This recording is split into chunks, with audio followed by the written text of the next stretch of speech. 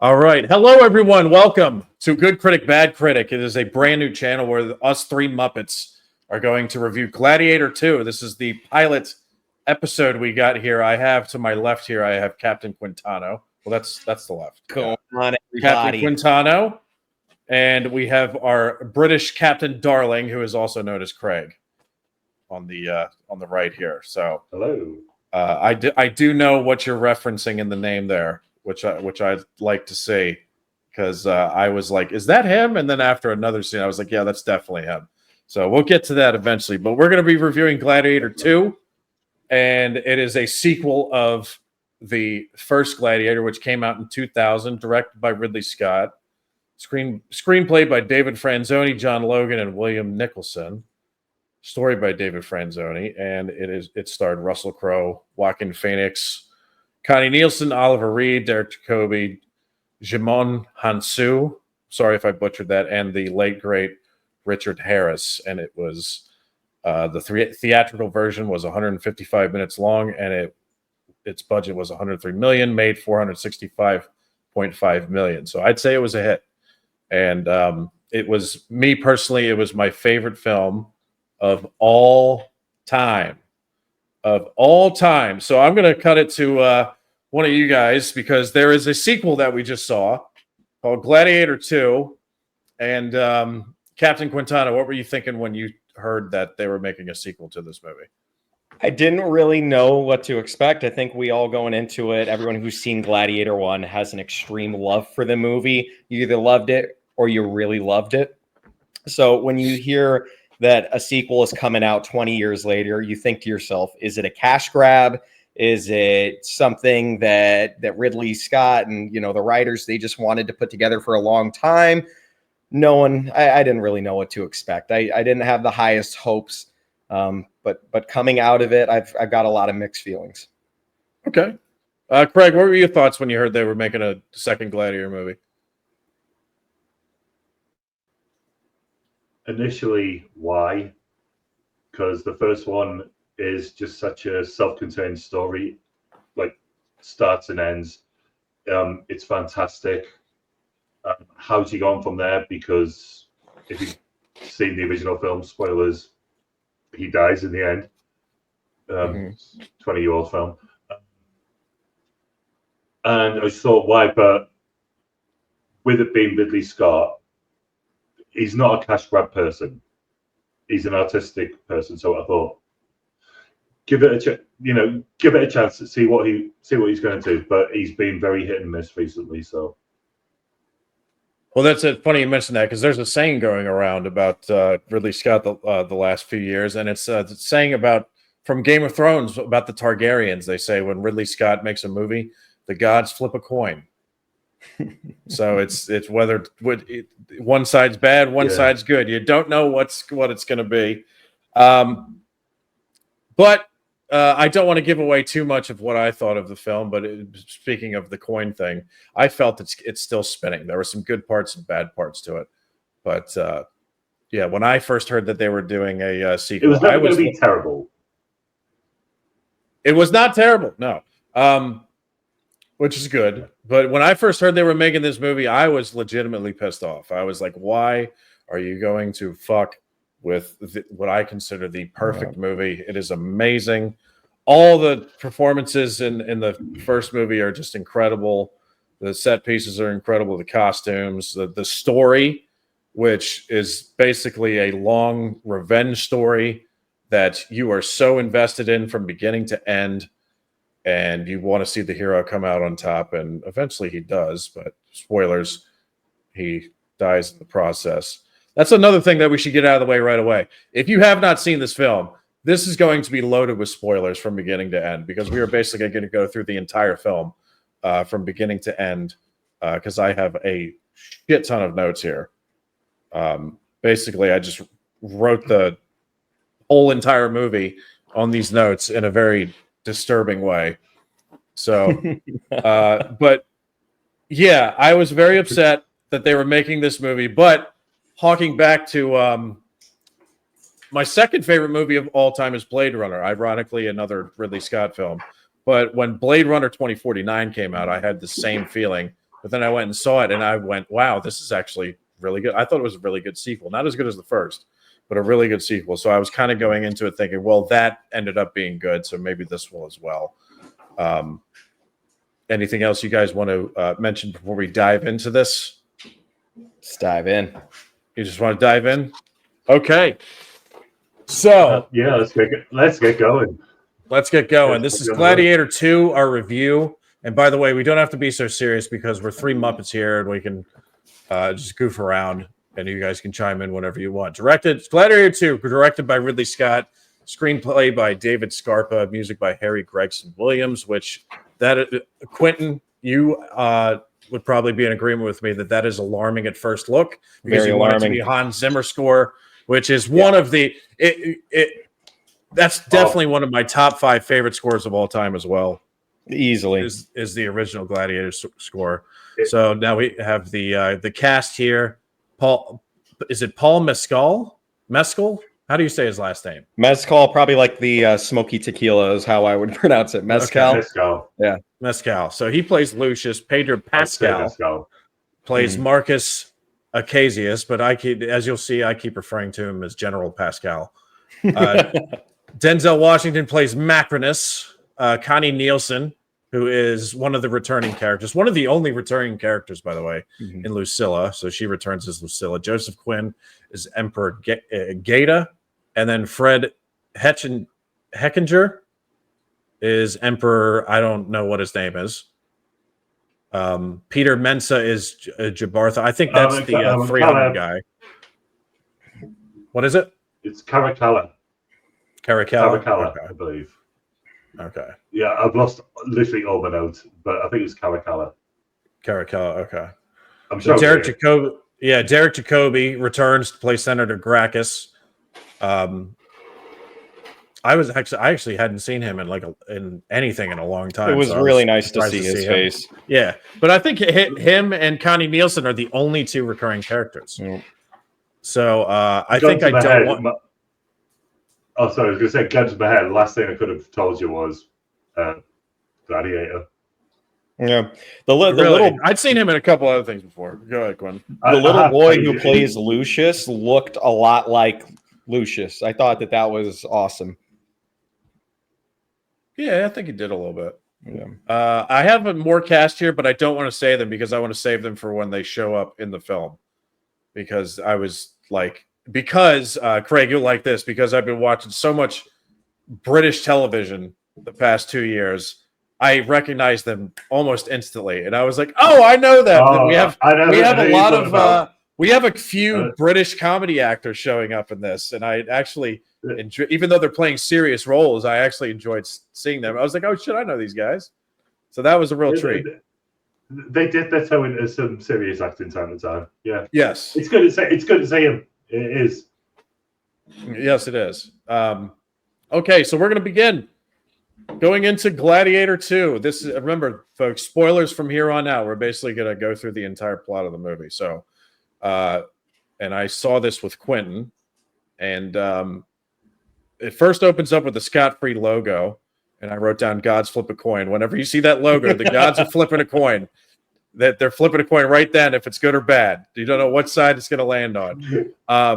It has an animation of scenes from the first Gladiator with the Hans Zimmer music, which was very cool. I thought the animation it's in that Scott-free logo animation style, and I thought it was actually really well done. I enjoyed that, and plus with the Hans Zimmer music returning for at least a little while in the film. I think I even turned to you, Quentin, and was like this because I heard the music. It made me feel so good. It makes you feel good hearing that again. Yeah. Craig, before I keep going, how high would you rate the first Gladiator's score? I am a massive Hans Zimmer fan for reasons that me and Brian have spoken about. Yeah. But I was a fan anyway, and just him, just whenever that you can tell, he's like John Williams. Within a few seconds, you go, "Yep, that's it." Hans, absolutely.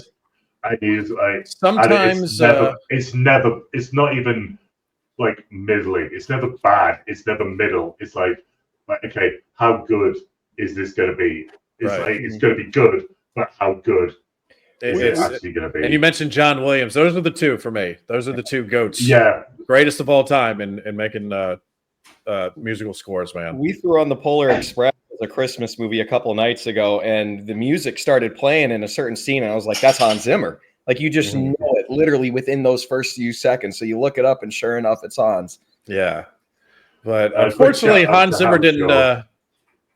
Howard Shore is very good as well. That's true. Unfortunately, Hans Zimmer doesn't do the entire score. It was no disrespect to Harry Gregson Williams, though. Harry Gregson Williams is good.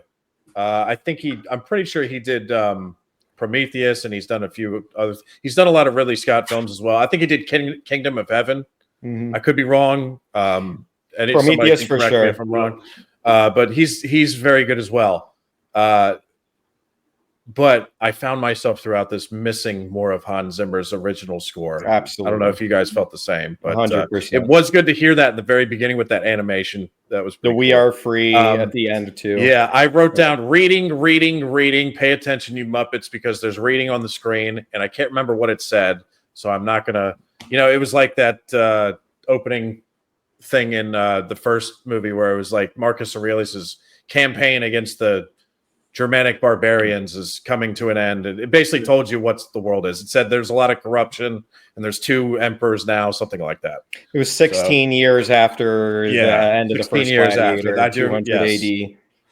That is correct. So and then I wrote down, can't remember what they said, so fuck it, let's move on. We are looking at grain. Hands go into the grain and it is poured from hand to hand, and then you pull back and it's Lucius. And I guess they're calling back to Maximus, who used to do that before he would fight, but he's doing it with grain. And then I wrote, he tries to smack a chicken. Apparently tried to reach over and lay the smackdown on a chicken for a second. And then it pulls back. He has a wife who's putting up clothes. She's quite pretty. They share a moment of intimacy. The horns blow, and you know what that means. The Romans are coming. And I wrote this down for Craig specifically. I said, the beacons are lit. Did you see the beacons? The Lord of the Rings, yeah. Come on, I'm going in. But I want to just say, when I saw him picking up the grain, I just went, oh, for God's sake. Like there's going to be a lot of callbacks to the first movie. Yes. Yeah. I'm with you. It's cringy. Like, just make it your own movie, you know? Yeah. It was like the first thing they did is like, what do you think of when you think, if it's not a meme, if it's not one of the memes, what do you think of? Yep. Guess the soul. Yep. Yeah. We're going to actually see Maximus in a flashback to it at some point here. That was really neat. Oh, God. Oh, yeah. I liked it. But it's like, it was a please like us moment. Yeah. Right. Exactly. Yeah. All right. So Lucius and his wife, the Romans are coming. The beacons are lit. Lucius and his wife dress each other for battle. Then it pulls to a shot of the Roman ships. I wrote, Admiral, incoming ships at Sector 27, which is a shout out to Star Wars, Return of the Jedi. If you know, you know. And it says, apparently we are in Numidia, which I didn't know Numidia had coastal cities. I guess I got to go over my North African Roman history there. But I thought it was just all desert, like more on the interior of the Sahara. I guess not. But we are in Numidia, where the guy who gets kicked down a well in 300 says that we will prevail against the Romans. So all the other Numidian soldiers drop offerings into the fire. The Persian pit victim of Sparta notices that Lucius doesn't make an offering. And Lucius says, I prefer to sacrifice a Roman. And he says it all badass, like, I prefer to sacrifice a Roman. You know, because he's really out for blood with these Romans, man. They're coming to get his wife. Lucius and his wife share another moment of intimacy while Lucius is chewing on something. Don't know what the fuck it is. Didn't see him put anything in his mouth. It's probably a baboon. We're gonna get to that. Yeah, we're gonna get to that. We're gonna get to that. All right, so many ships. There's Roman ships everywhere, just all over the horizon. The Romans are definitely coming, and they mean fucking business. They mean so much business that Pedro Pascal is literally on top of one of the ships drinking tea because he knows this is over for the people that they're coming for. Yeah. The drums start banging, and shit is about to go nuts. There's a shot of the city, and it looks. I wrote this down because it looks like this city is very formidable when it comes to the defensive elements. You have here. the huge walls. It looked like a giant, from what castle in the Middle East or something, didn't it? It looked like it was going to be very difficult to try to take over. When I was watching it, I was like, all right, what's the strat here? Yeah. And these guys are literally coming on their ships and just heading straight for the walls. Yep. And I'm like, how are they going to pull this off? They're just going to get smoked. I started expecting like the Helm's Deep ladders from the orcs to go up. Yeah. Just start climbing. I expected it, man. Yeah. I wouldn't be surprised if that historically happened. Yeah. Just like some sort of grappling hook system just to, actually get the ladders up there. But yeah, the sea. Can we talk about the sea that the ships are sailing on? The sea? The CGC. The CGC. Wait a minute. What are you talking about? The CGI. The sea that the boats were set. Oh, yeah. Okay. It looked like tinfoil that was painted. You didn't like the way that the boats looked like on the horizon? And I've seen worse, but with the budget, I expected with them the budget, to really with that budget. I actually thought it looked good. Something. I actually thought that part. I thought the ships looked great. I thought the sea was a little. I thought it looked janky. Yeah. No, I thought there was like little waves. Good. There was like little waves. Everyone was like, "That's not how the sea works." It's like usually like big waves. Actually, I did notice that the sea looked a little off, but the ships coming in looked fucking awesome. I thought so. That was they put a lot of effort into that, but I was like, that's just I've never seen it's better than most. I mean, I imagine like CGIing a sea is like very hard to do, and I think they did better than most. Dynamics. But the city that they're coming to take in Numidia looks very defendable. And I'm thinking there's no way these ships are going to do full blown frontal assault on the walls, because I know Romans are crazy, but they're not. When it comes to military tactics, they're not stupid. But at this point in the movie, I was getting, and I remember Quentin, you leaned over and you said this feels like Helm's Deep. Mm-hmm. I was like, yeah, a little bit. But this part of the sequence was getting me really fired up. I was like, dude, this is fucking awesome so far. And I don't know what these Roman ships are called. I just called them Roman triremes because that's the only ancient ship that I know the term for. But I don't know what the name of these ships are. Perhaps if somebody in the comments below eventually can tell us what they are, that would be helpful. And I mentioned here the shots in the opening sequence are fucking incredible. I thought they were really well done. Beautiful shots. Yeah, the landscape. But now that Craig mentions it, the sea like rolling a little bit, that looked a little off. Yeah, just splashing everywhere. But the actual land, like the landscape. I think it's also funny because it's like, when we're used to seeing even the early 2000s movies, a lot of those sets designs, they actually used real water and they would build these massive ships like Pirates of the Caribbean and stuff like that. Like there would be some CG, don't get me wrong, but they would make it as real as possible. With a lot of these new agey movies, it's CG everything just to make it easier, which just spikes up the budget, I feel like, immensely. Yeah. And it doesn't make it easy because the amount of time to actually just build an exterior ship and just, for whatever you need it for that moment. Yep. Mm-hmm. And I think the majority of film lovers love to see something real. Like would prefer something, even if it looks, crappy. Yep. They prefer to see something real and tangible than going, see. It's better on the eye. Like you most of the time you can tell, and if you can't, that means they did a tremendous job. Great job.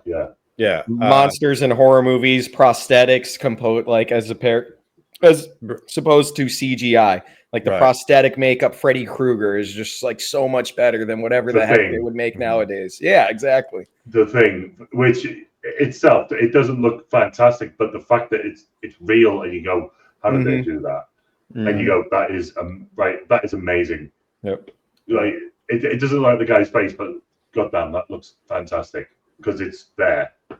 It's All I'm right, a we big got proponent. we got Lucius makes a speech to get his men fired up, and I wrote, and the crowd goes mild. They didn't seem that enthused. They knew they were fucked. He says this is the last free city in northern Africa. Again, I don't, I love history, but I don't know it as well as others. But I thought by this time all of North Africa was conquered by Rome. They take a lot of 200 liberties. AD, and I'm pretty sure that all of North Africa was conquered by then. Yeah, it's about 200 or 211, I think. Yeah, so like around that. So 200, give or take. The shots of these ships, I wrote the shots of these ships. The costumes look absolutely amazing. The Romans on the ships, sick. Just that was epic. Dude, the helmets, the shields, everything just looked so fucking dope. That's where the money went. Yeah, I wrote, which is good. Money spent wisely, I think. Large projectiles are being loaded, and when they start firing, they're fucking shit up. The Romans on the ships are yelling to push forward because they are Roman, and they are crazy. Archers are now loosing arrows. We have a lot of casualties here, and the Romans are blocking most of the arrows with their shields. So not a lot of Roman casualties. But you see all the arrows going in the shields. I wrote down massive arrow sends Numidian into the next dimension. That was when when the giant fucking scorpion arrow or whatever that was. Yeah. And Quentin lost his mind when that happened. Quentin went absolutely apeshit because he literally, he gets hit so hard that he shouldn't stick to whatever. His body just went and licked the second it made contact. I think he made contact with some other thing that was standing up, not even a wall, but something that was standing out of the ground.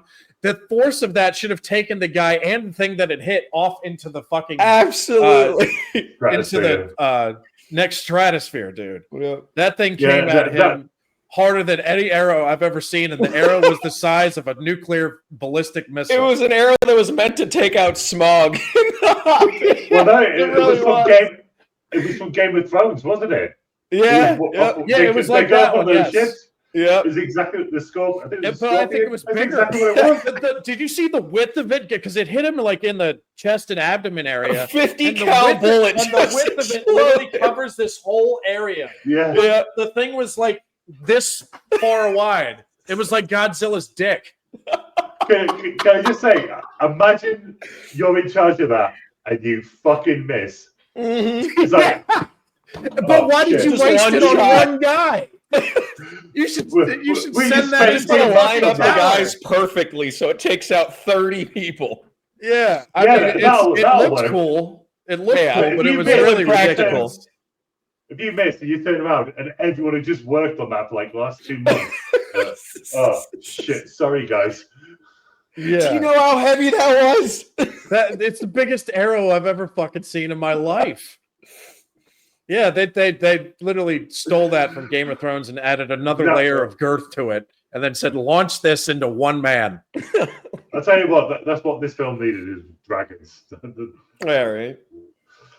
Yeah, well, the flaming projectiles that they're throwing off are pretty dragon-like. Lots of fire. So let's continue here. I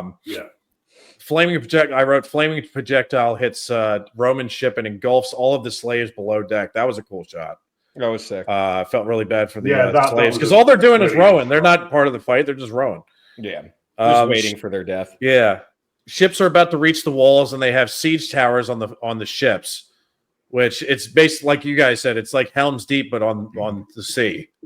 So they have these massive siege towers, and they ram it into the walls from the boats on the edge of the walls because the walls drop down to the sea. And then we're about to get into some more crazy stuff here. This opening sequence is actually really fucking cool. Lucius's wife is on top of a tower, raining arrows into the Romans. I wrote that this woman is badass. I thought she was cool. She was awesome. Definitely female Legolas. Can we just say what was with the soul patch that she had? That was it was a tattoo. It was part of some African culture, I'd imagine. Probably, yeah. That's what I was thinking too. Historically accurate. Soul patch. It did kind of look like a soul patch, though. Did anyone a little bit on her forehead too, or something? Did anyone feel a little not distracted, so to speak, and almost think that she was too pretty for like that time and things like that. Like I thought it was kind of like they put like a model in there and it just didn't fit. Like even Russell Crowe's wife in Gladiator 1 like wasn't the most like gorgeous woman in the world. Like pretty, yes, but it just she was just I don't know. That caught me off guard a little bit. I don't. Russell Crowe's wife, I would have said yes. This one, I just want to know, where do they make booby armor? Yeah, right. That's what I mean. It was like, hey, you can't knock booby armor because we had boob armor in the first Gladiator. Remember that scene in the Coliseum where they have the girls on the chariots shooting the arrows? They had bronze boob armar. So not only did they have tits, but they solid gold. They blind when you look at them when the sun's hitting them at a certain angle. So this girl, as we soon find out, had tinfoil booby armor. Honestly, that was one of my notes. It literally said tinfoil booby armor. Yeah. Well, so we're gonna continue here. Pedro Pascal takes his helmet off as he's getting ready to get off of the siege tower, and I wrote why. And I wrote, why do these actors in battle sequences always either have no helmet or take them off in these battle sequences? But the answer is, I know. It just pisses me off because I can handle it. I guess audiences can't, but it's so you can see his face and you can recognize him. I was thinking it's because he spent so much time in The Mandalorian keeping it on. He was like, never again. Right. Oh, no, he loved that because he was working on The Mandalorian. It's like, do I have to wear a helmet? Yeah, but it's not covering his whole face. It's a Roman general's helmet, but like that's for me, for someone who's like that, isn't that meant to protect his fucking head? Yeah. Like why do you? He's about to go over. Here's why it's so disturbing because he's about to go over the wall where all the fucking danger is, and he's like, "Yeah, let me take my fucking helmet off." Yeah, like that. Keep it on. It's gonna protect you, pal. Yep. Because if we need to know anything, we need to keep Pedro Pascal alive at least long enough to enjoy. Oh yeah, because he's not been in enough things recently. Right? He's so great. He's so great. He looks like he definitely looks like a Roman too. Yeah, he's good, but it could just be in less stuff, please. Like he's in everything, Well, whoever his agent is better earn their paycheck. For sure. So Pedro Pascal and his Roman centurions jump off the siege tower and start fucking up the Numidians, like fucking them up left and right. It seems like Lucius, who's fighting for the Numidians, is the only one who's getting kills. Everyone else, all the other Numidians are just dying immediately. I wrote Pedro Pascal yeets one guy off the side of the wall through a fucking roof. It looked like an episode of Raw from 1999. Well, you just said yeet, so yeah. Yeah, quite a few wrestling moves in this movie. I noticed. There's one big one. There's one big one. Yeah, we will get to that. We'll get to that. No, there is one big one where I wrote it in all capital letters because I went fucking ham when I saw that. Yeah, I was like, what the? All right, so Romans start pouring into the city and they're just destroying everybody. Lucius's wife shoots a Roman. And then Pedro Pascal notices and tells his men to shoot her down from the wall. So one of them does shoot her directly in the chest. And there's a long dramatic pause because, Lucius's wife has just been killed by this arrow. Straight through the boob she armor. falls over the side of the wall into the water. Definitely dead. Goodbye, hot, badass Numidian lady. We will never see you again. But you were a real treat for the first 3 minutes of the film, Yeah.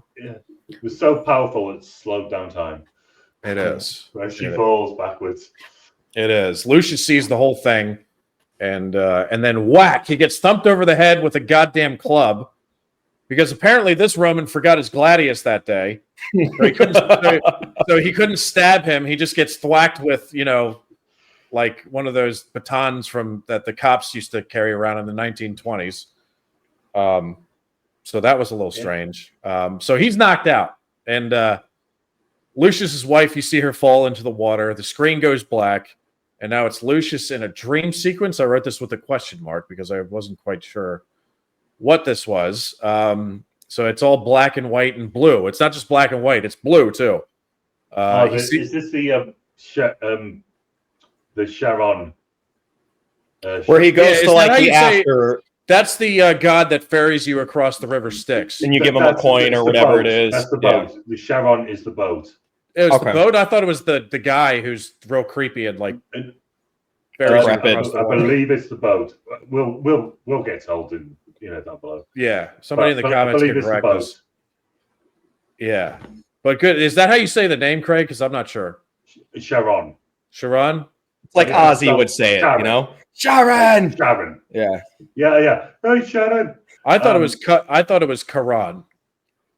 Do you know I what? don't You're know. probably right. You've been to Greece. I haven't. So, but I've always heard it as the name. There's a song, "Sails of Sharon." that Does I've he have always the same known. name in Roman lore too? Because I know Romans they pretty much have the same gods as the Greeks. That I couldn't tell you. Yeah, I got to go back over my Roman and Greek mythology, man, because it's We- very we- similar, but there are differences. Yeah.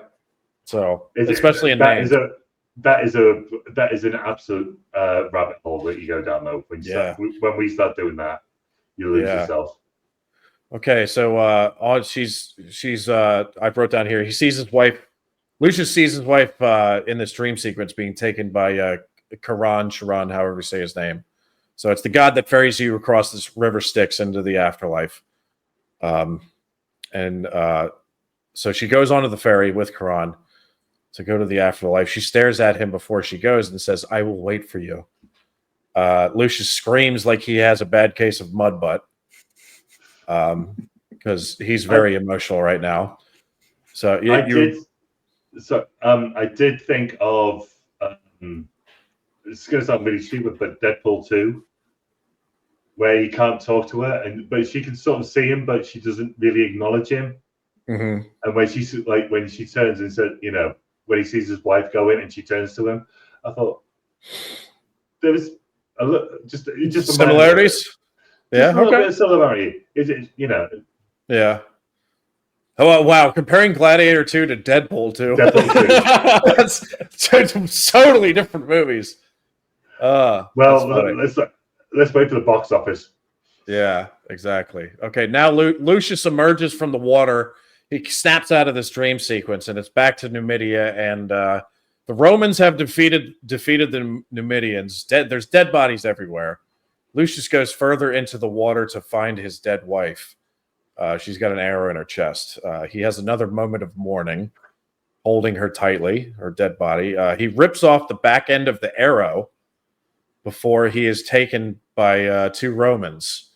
No swords drawn, by the way. They just grab him. Weird. That was weird to me. That was really weird. And they're like, it's almost like they're giving him a pat on the back, like, all right, let's go. It's like he's their buddy. Like they just grab, like, all right, buddy, come on, let's go. It's it's like they're grabbing a senile old man or something, It's like a nice bouncer, just going, come on, mate, you've had enough.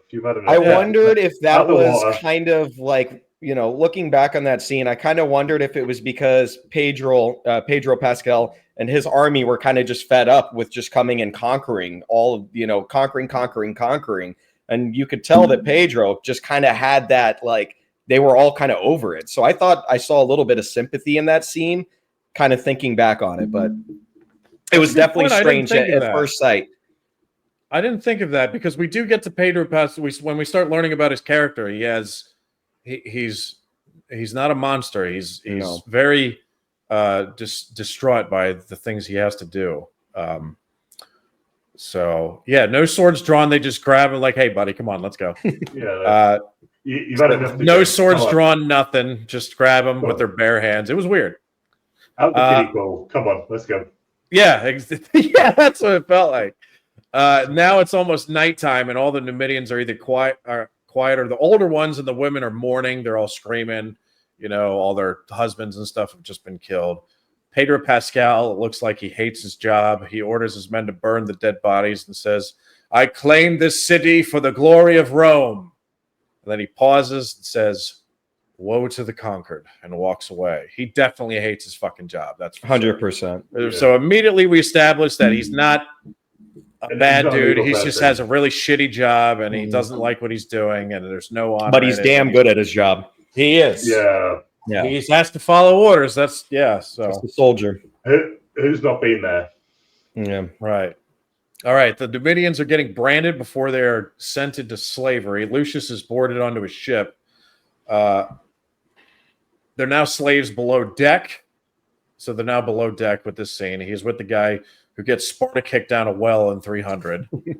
Lucius just gets up and starts walking around. I thought that was strange too. He's getting thrown into slavery, but he's free to walk around the bottom deck of the ship wherever he wants to.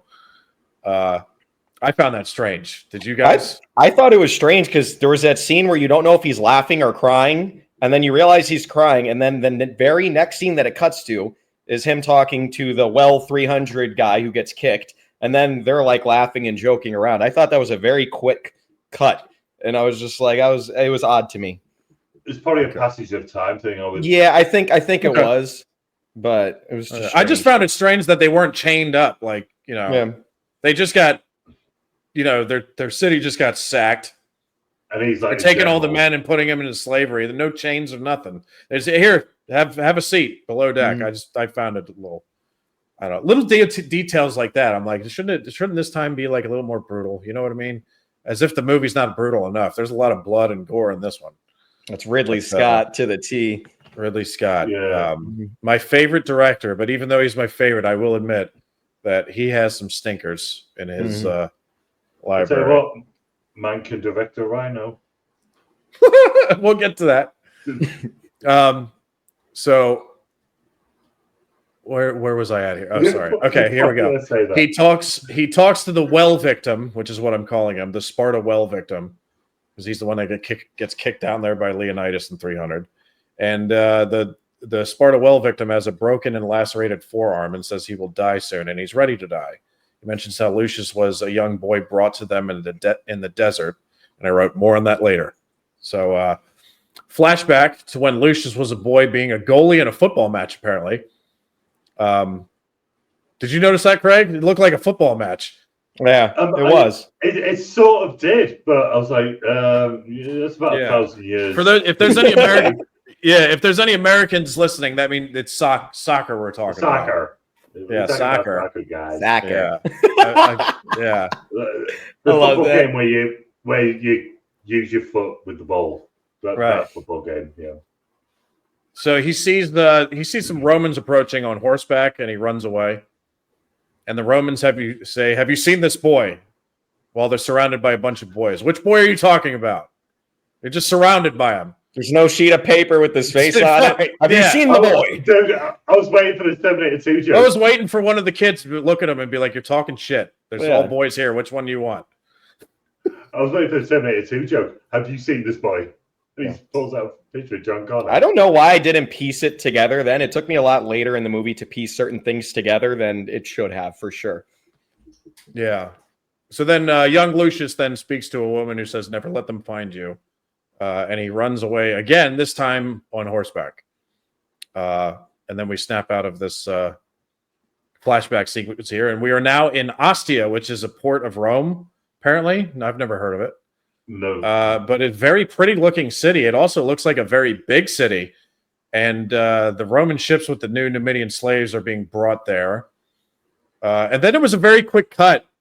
And apparently it was Rome. It didn't say it was Rome. But I was thinking, like, if nobody, because you see the Coliseum in an aerial shot, but I was thinking if you don't know what Rome should look like in ancient times or have an idea of what it would look like, wouldn't you just think that is Ostia? Because it literally says on the thing, it says Ostia, Roman port, and then 15 seconds later, they're in Rome. Yeah. So why would you put that up there? You know, because I was thinking, like, wow, Rome looks really good on the water. Yeah. I was going to say, one thing that really got me was all the beggars, but it's like an enslavement sort of camp that they're doing, like trail that they're doing, and like gypsies. It's like, no, like because they're all slaves and they're all in the carts and what have you, imprisoned, and you got people begging on the street. I'm like, what are they expecting? Like it doesn't look like the prime real estate to be begging at. yeah, exactly. But it kept going to shop. There was loads of different shots. I was like, they're a bit optimistic. Yeah. They must be American. One of the slaves that's Right. being driven around in the cage just throws out their last coin. Yeah. But I was saving this for Gladiator still, Yeah. but So yeah, the cut between Ostia and Rome was like not even 30 seconds. It was like 15 seconds. Mm. So I bet there was like several people in the audience who were like, who believed that we were still in Ostia, and they're like, "Damn, Ostia looks good." It's maybe it's they had a shouldn't this be called- Coliseum. I was definitely yeah. Shouldn't this confused be for a called the few minutes. Ostian Empire? Yeah, Like I this is felt- an awesome looking city. That first, like, I'd say in that 15-minute time span, things moved around so quick to where I had to be like, okay, we're here now. It got a little confusing for a minute. And then yeah, now we're in Rome, where Pedro Pascal enters like it's a Roman triumph. These shots of Rome, by the way, are epic. Great faraway shot. I'll tell you one thing that this movie did that improved from the last one. It made Rome look even better 100% than it did before. I mean, I was wowed by a lot of these shots when they're pulling Pedro Pascal up in a fucking chariot. The faraway shots just blew me away in this. Yep. Very pretty. Yeah, I didn't check if it was the same director of photography, but god damn it, that is just gorgeous. Yeah, it was just so, and there was more color in it too, and it was just great. The two Roman emperors are waiting for Pascal to climb the steps. He greets them, saying he has taken Numidia in their names. He gets crowned with laurels. The city cheers, and I wrote, "Little monkey." There's a little monkey on the one guy's shoulder. Little monkey. It was. Those things are terrifying. talk about that. Any simians that show up, and there's a lot of them that show up in this one, they're terrifying. Do we remember the monkey's name? Because I remember loving it. I can't remember. Dundist. Yeah. Yeah. Okay, I'll bring it up now. Why is there a South American monkey in? I would assume because they're rich and it's like so exotic. They're just like, I want that monkey. Get it for me. I've heard of it. Bring me the monkey. Yeah, but how are they going to get it from Central America? Hey, man, money talks. Like nearly 1,000. Money talks, man. No. Uber is taxless. No, I mean, yeah, and Ridley Scott's done that before. He had turkeys walking around in that what's the Christopher Columbus movie, 1492 Conquest of Paradise, where they're in Spain and there's turkeys walking around, and which came from America. Yeah, well, no, they originally well, you had American, and they were from Turkey as well. But it was I believe there were divergent evolution. Oh yeah, there's divergent evolution, but okay. but yeah, you don't have Central American simians knocking around in 200 AD Rome. Right. They're not just kicking around in the street. Yeah. They're going to be quite hard. They're going to be quite hard to come by. It's like that, and it's just like that Ace Ventura monkey too. It's smaller. Yeah, it's Capuchin. Yeah. All right, so the Roman emperors say they will celebrate his victory with games. Pedro Pascal, aka General Acacius, or is it Acacius? Is that his name? It's got to be.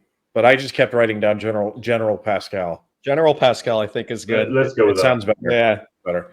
So General Pascal seems very humble. He wishes to see his wife. Who's his wife? We must find out. But the emperors say India and Persia must be conquered immediately. These two emperors are very war hungry, to say the least. They want to go all the way to fucking India, where I think a Westerner hasn't been since Alexander the Great, and even Alexander the Great didn't make it very far in India. So no, he got the elephants, and then he went, it's time to go on. Yeah.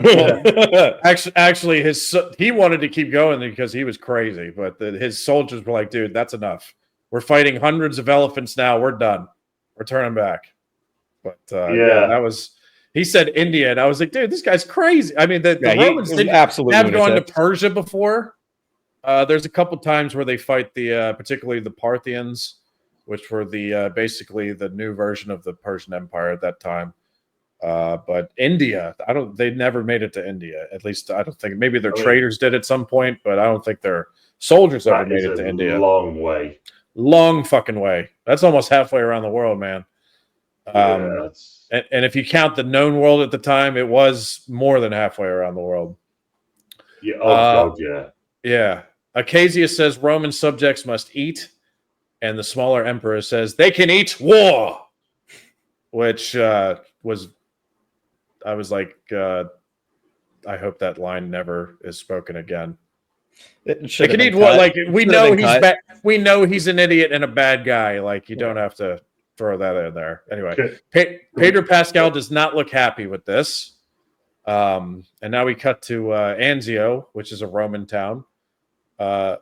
Lucius and other slaves are being brought in chains to the arena. No chit chat, no processing, straight to the arena. There's no processing system for Roman slaves apparently. They're getting thrown right into the mix here. And here is Denzel Washington. Woo! He comes in. He's looking fly, by the way. He is looking fly in his Roman garb. He seems to be the most powerful man in town since he gets the best seat in the house. And he looks happy to be there. He looks like he's even doing this kind of stuff. Yeah, he's got all the bling, all the grip, all the bling going on. All the he's looking for every finger had 4 rings on it. Yeah, isn't he like 70 years old almost? Or he looks great, man. How old is Denzel? I've got to say, he is. There's so many scenes in this, and I thought that's Morgan Freeman. Why would that be Morgan 69? Freeman? That's Denzel. 69. Yeah. He looks amazing for 69, man. He really did. Oh, the guy looks amazing, but I thought, like, because Morgan hasn't done a film in years, I thought, God damn, that really looks. Oh, like are you talking about because Morgan Freeman was always kind of an older actor and he always looked? Yeah, always just looked the same age for the past now I understand years. going on. Yeah. So I'm not saying that. I thought he was quite. I mean, I don't know how many of his own stunts Denzel did, but in certain scenes, I thought that he was moving good too. I just obviously, I'm assuming he had stuntmen for a lot of those parts. Yeah, Lucius, but he was looking fly. As soon as he absolutely. walked in, I was like, there's my boy. Yeah, fucking love me some Denzel, and we'll straight see a lot more of him later. Absolutely. All right. So Lucius leads the others to the arena, and they were getting pelted with lettuce. I said, did you notice that all these people were throwing like lettuce or cabbage into the arena? I was like, you guys can eat that, right? Yeah. I was like, they're throwing their dinner into the arena. What is going on here? I made a note of it. My computer crashed for everyone in the audience, and I lost all my notes. I'd already lost them once. Had a power cut, and then typing it, and then trying to get the camera set up. I lost all my notes again. One of them was, why are peasants throwing food? Yeah. Peasants will not throw food. They are starving. These people are begging and starving. They are not throwing food. I mean, my children don't need to eat. Let's try to defend this a little bit. Maybe they're not starving because, after all, they are in the arena. I'm assuming they had to pay a ticket to see this. No, or something like that. Tickets, tickets are handed out to them. Yeah. Okay. All right. Well, it was free. Well, then they shouldn't be throwing their raffles. All the more reason they shouldn't be throwing their last scraps of food. Yeah. So I'm glad you guys thought that was weird too. Yeah. Pick the kids up and just throw. I've got 5 of them. Then they're really starving. Yeah, it's like well, one less mouth to feed. Yeah. Okay. So far, I'm thinking this movie is pretty good. I'm feeling pretty good about this movie so far. Great opening sequence. There's a lot of mystery surrounding what's going on because you're not quite sure, who's who and what's what. And then I wrote down, this is where the movie went from good to just downright fucked up for me. And in bold capital letters, I wrote CGI baboons. Here we are, ladies and gentlemen. This was a sequence where I went, what the fuck has just happened to this movie? Let's go. Yeah, you hear them first. You're like, what is that crazy sound? And then you see them in their pens, and they're just going, rat, rat, rat, rat, rat, and screaming at each other. They come out, and they're all CGI'd up, and look menacing and hilarious at the same time. They look like a cross between a fucking chimpanzee, a dog, and Count Dracula. Yeah, honestly. Yeah, that's what these things. They have a vampirish look to them. Yeah, their noses were for some reason the oddest thing on them. They had like these little noses at the end of their. That was so strange. Yeah, dude. I mean, these things. I thought it was like the fact that obviously they're being shaved, but I was like, why are they like shiny? Like just even horrible because they were shaved, they were imagine. sweating. I don't know, but they were. Yeah, it was. But we spoke off camera about the baboons. Let's talk about the baboons. Okay, well, go ahead. They start off when they're screaming at each other like any zombie film you've ever seen, when they've always just like that. I would take a zombie over these baboons. Yeah, I was like, I don't think that's how simians act. That's not usual monkey behavior. Even if these ones were on crack, and if that wasn't bad enough, I wrote down that there's a bunch of guys in like windows looking out, and they have blow darts, and they start shooting the baboons with the darts that are laced with Red Bull, apparently, because that starts making them go even crazier. Yeah. One baboon grabs a dude, but bites his neck, killing him instantly. Blood's fucking pouring out of this guy's neck. It was the 300 victim, the well guy. Kick. Yeah. There was another one that got bit in the neck too. There was but both of them did.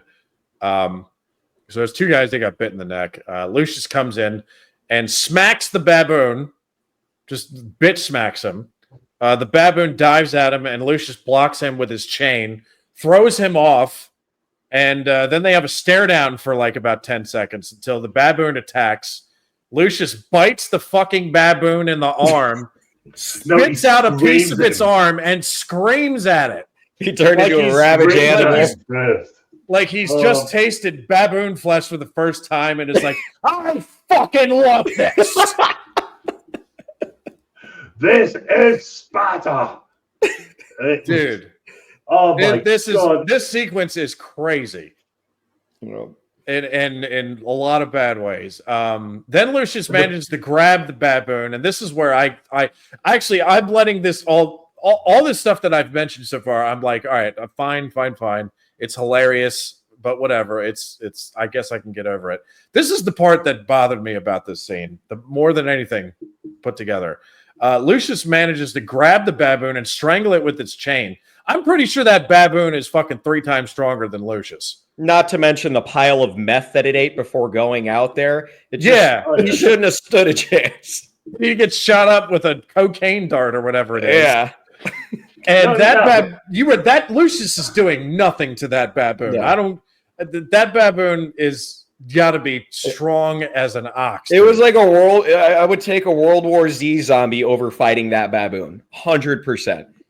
There's like 2 things there. Like, he screams at the baboon, and the baboon just like he's like, and he's like, I'm sorry. Yeah, that's he right. asserted dominance quick though. Yeah, that was a good point. The baboon tries to like jump over him, and as he's jumping over him, that's when he catches it.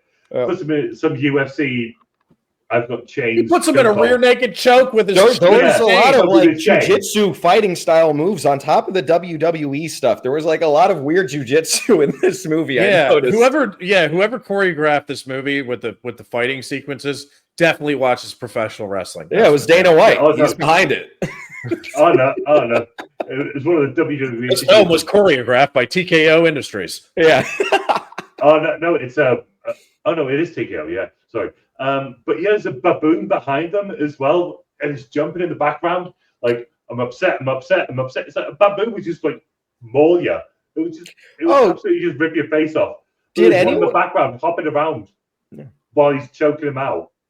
Did you guys notice that after after Lucius is done fighting the baboon, the scene just kind of pans out, and no one else is fighting baboons anymore. They're all just kind of gone. So it just seems like all the other, gladiators have just magically killed all of the other cracked out baboons. I thought that was really strange. Oh yeah, in the background you can also see him. Like, I remember seeing one shot.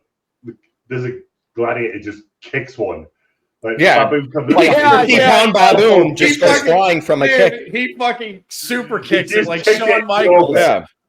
Yeah, that was He just yeah. kicked it out of the Coliseum. Forgot about that. Yeah, so yeah, he fucking rear naked chokes this baboon with its chain. Gives And it then sweet chin music. I wrote Denzel is turned on by this and says, "I will buy him." He immediately, dude, Denzel Washington With has all a his fucking rings. he has a massive slave boner right now. He loved it. After It was seeing him choke out this baboon. Denzel's zestiest performance thus far, for sure. Yeah. So, and then I wrote Zesty the is right word. the Numidian leader, aka Sparta pit victim, is killed in the fight. So we're not going to see him again. We now cut to Rome, where a woman is petting koi fish in a pond, and Pedro Pascal walks in and says, "My lady," and the woman turns around and it's Connie Nielsen, aka Lucilla, from the first movie. And guys, she still looks good. Oh yeah. She still looks good. does. Mhm. Yeah. Yes. Mm. She's on got to behalf be of like men mid everywhere. 50s now. How old do you think she is? Mid 50s? I would say mid 50s, but honestly, I think she's a little bit older. And then she just She still might looks be. that great, honestly. She might be. On behalf of men everywhere, yes. Yeah, Yes. 100%. We'll say no more. You two married, so Especially in I'm not, those, but, especially We'll in let you those speak for us, Craig. I will, especially in those Roman outfits. Oh, ooh. Oh, Ooh. I Moving love being a on. lady in a Roman outfit.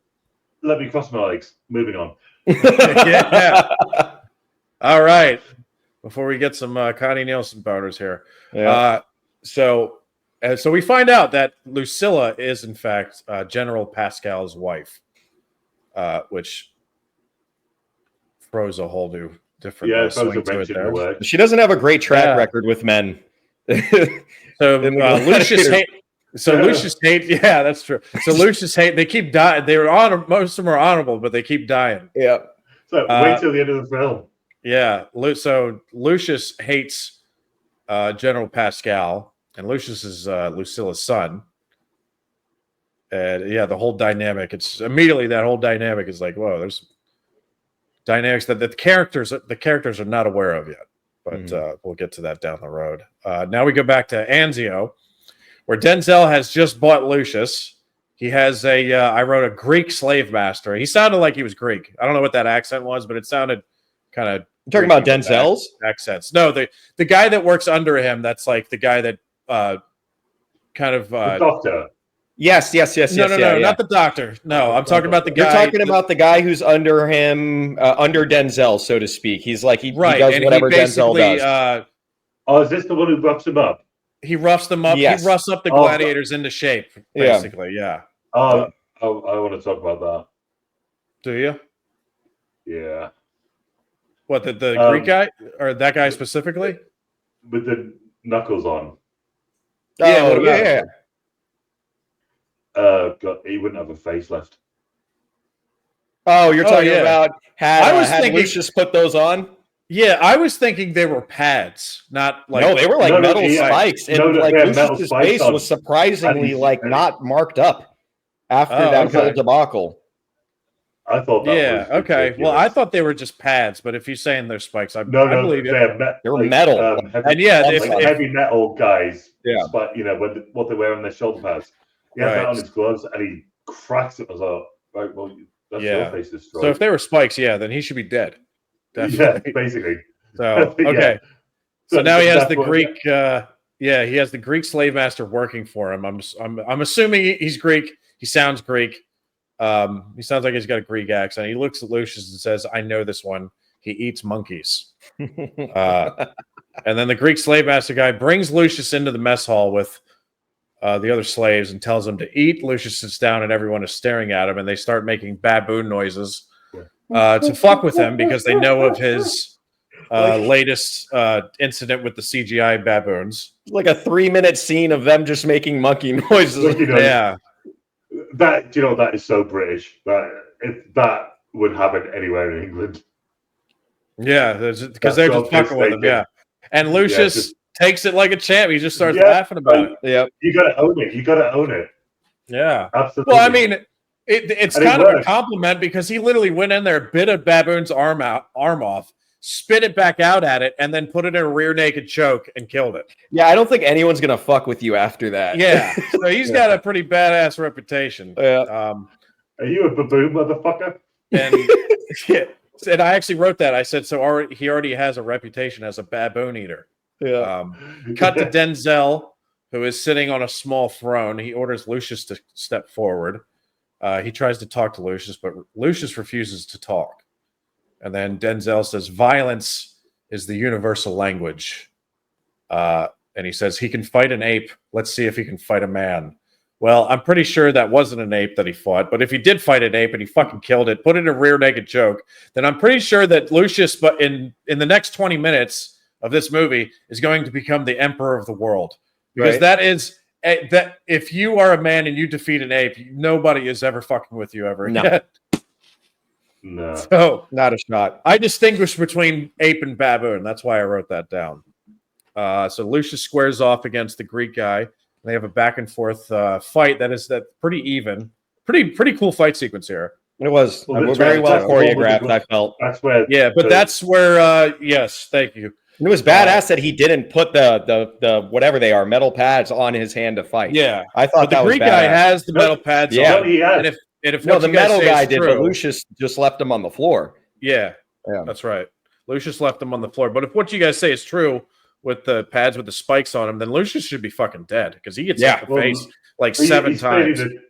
The T800 went back of The team. 2,000 years. Yeah. He misdirected his time travel. 'Cause Yeah. that should have smashed his face. Yeah. I'm So sorry, that's what's going on there. Yeah, so he beats Lucius beats or he's about to beat the Greek guy, and then goes. You hear it, da na na, da na na, da na na. No, I'm just fucking with you.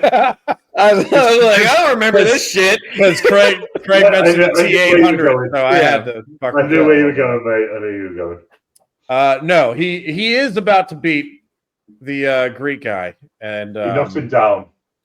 And then he's about to punch him again, and Denzel says, "That's enough."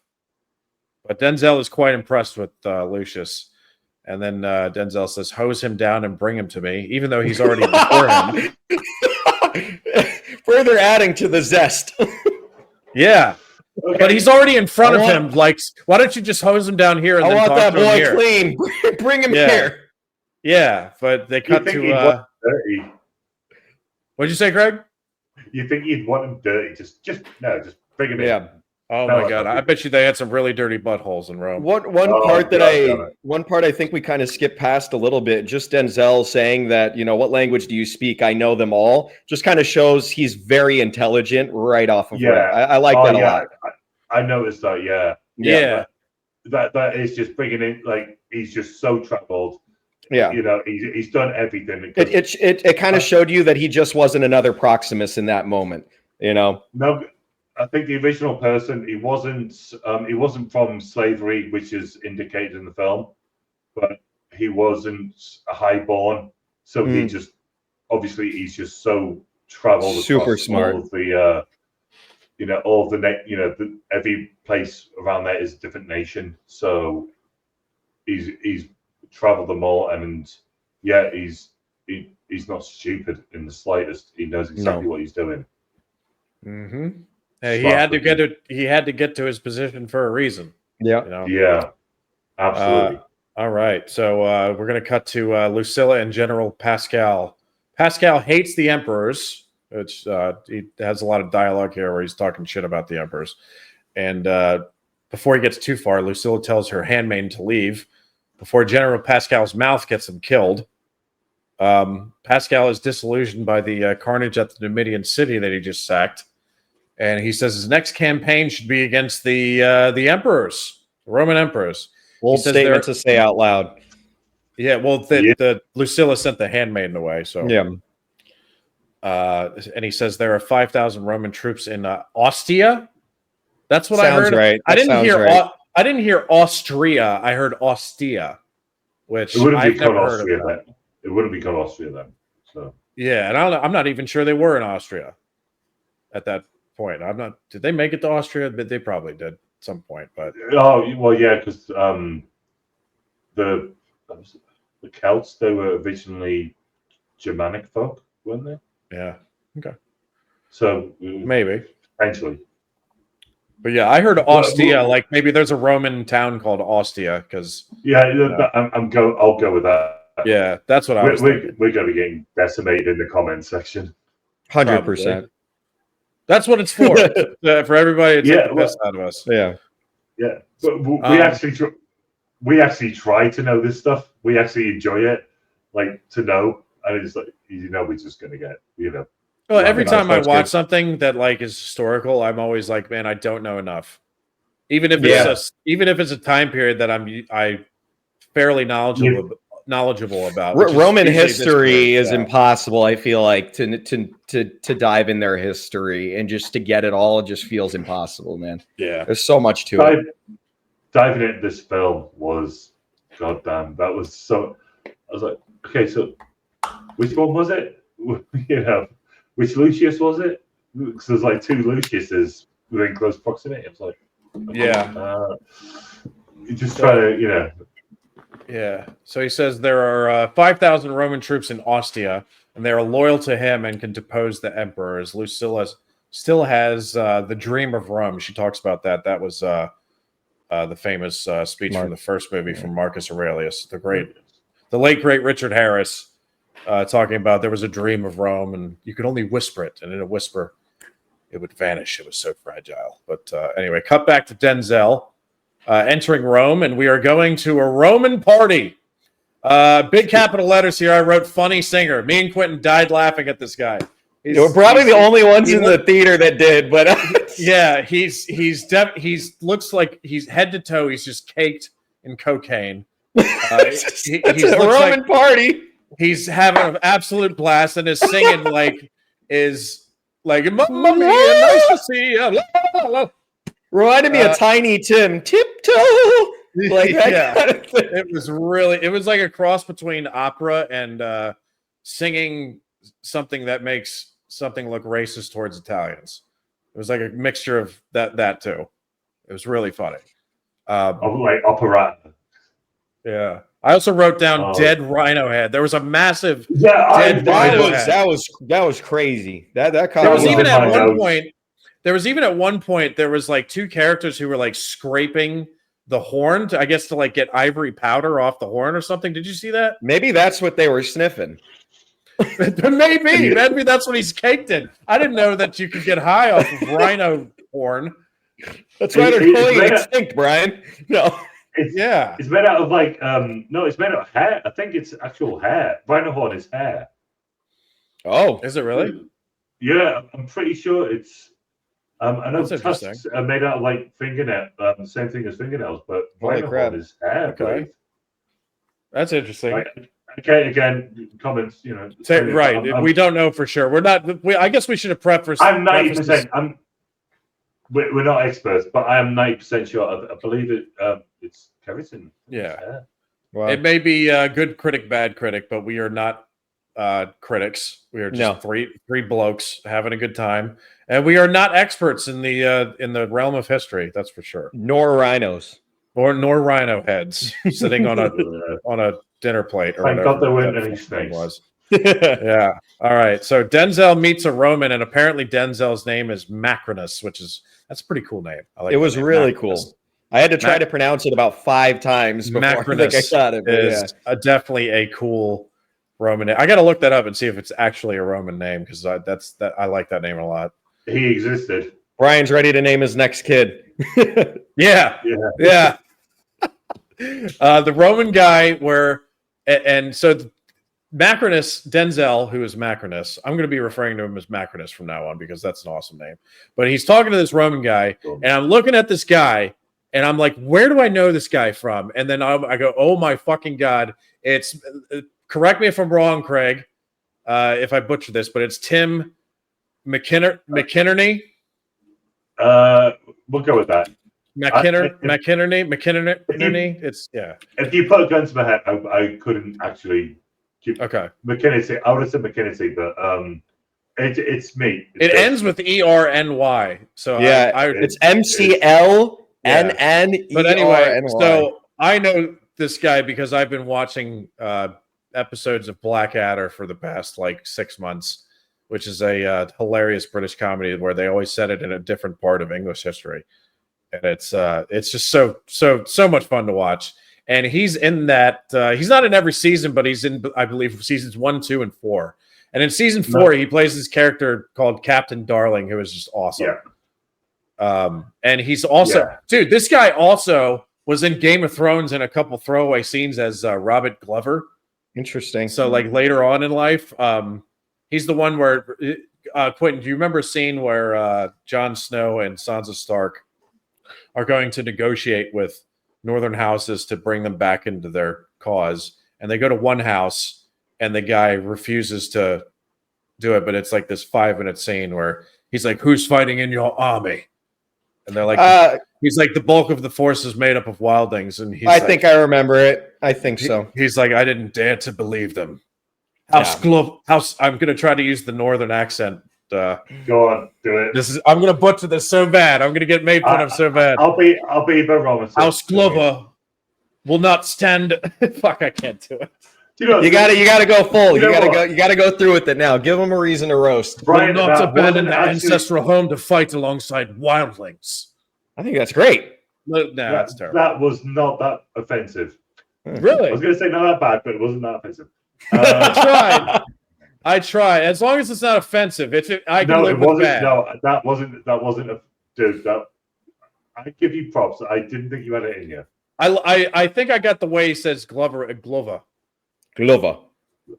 It's you got to say like almost glue, like Glover. Yeah, Glover. It's Glover. yeah. Glover. That northern accent. I love that northern accent, man. It's awesome. I mean, northern. I'm northern. I'm northeast, but I don't sound northeast. But I am I speak northeast. Right. But if British Bulldog for Brian, he's northwest, so he's sort of Manchester way. Mm-hmm. Now then, I'm British Bulldog. It sounds very different. It really does. Definitely. It just, but to us, it just sounds like working class. Different working class. Yeah. So this Tim McInnery, he's Captain Darling from Blackadder. So he's in it. Yes. Yeah. I wrote famous from Blackadder, plays Robert Glover in Game of Thrones. British comedy actor, shout out. So I was really pleased to see him. I was stoked. Yes. I absolutely chuffed to see it. Yeah. Lucius is brought to the party and he doesn't know why. Cut back to Denzel and Tim McInnery, and apparently Macrinus is trying to become a senator. It is implied that Tim already is one. They make a bet on which of their fighters will win. The party crowd is pushed back so the fight can happen. The Roman emperors are there, and one of them has a lady over his shoulder with her titty out. And even though it has a golden nipple cover over it, I don't know if you guys noticed that. She got the titty out, but no nipple because you got gold covering it or something like that. Gold nipple cover. Wasn't Janet Jackson? Yeah, gold nipple covers aren't cheap. Yeah. The other emperor wrote down is draped with dudes. He has like 4 dudes over him, like holding him. And stuff. that was that was the scene. He likes the boys. That's what they were implying. And monkeys. It was the style of the time. Yeah, yes, it was. It's Roman. And Tim McInerney brings in the fighters, and his fighter that he brings in is Mel Gibson on steroids. This guy looks just like Mel Gibson. Identical. Is juiced to the gills with steroids. This guy looks like he is ready to fuck up some Jews. In the theater when he walks out, me and Brian both look at each other and go, Mel Gibson. What? Mel Gibson? Remember the whole controversy with Mel Gibson? I know. Allegedly, but don't say it though. Well, that's what.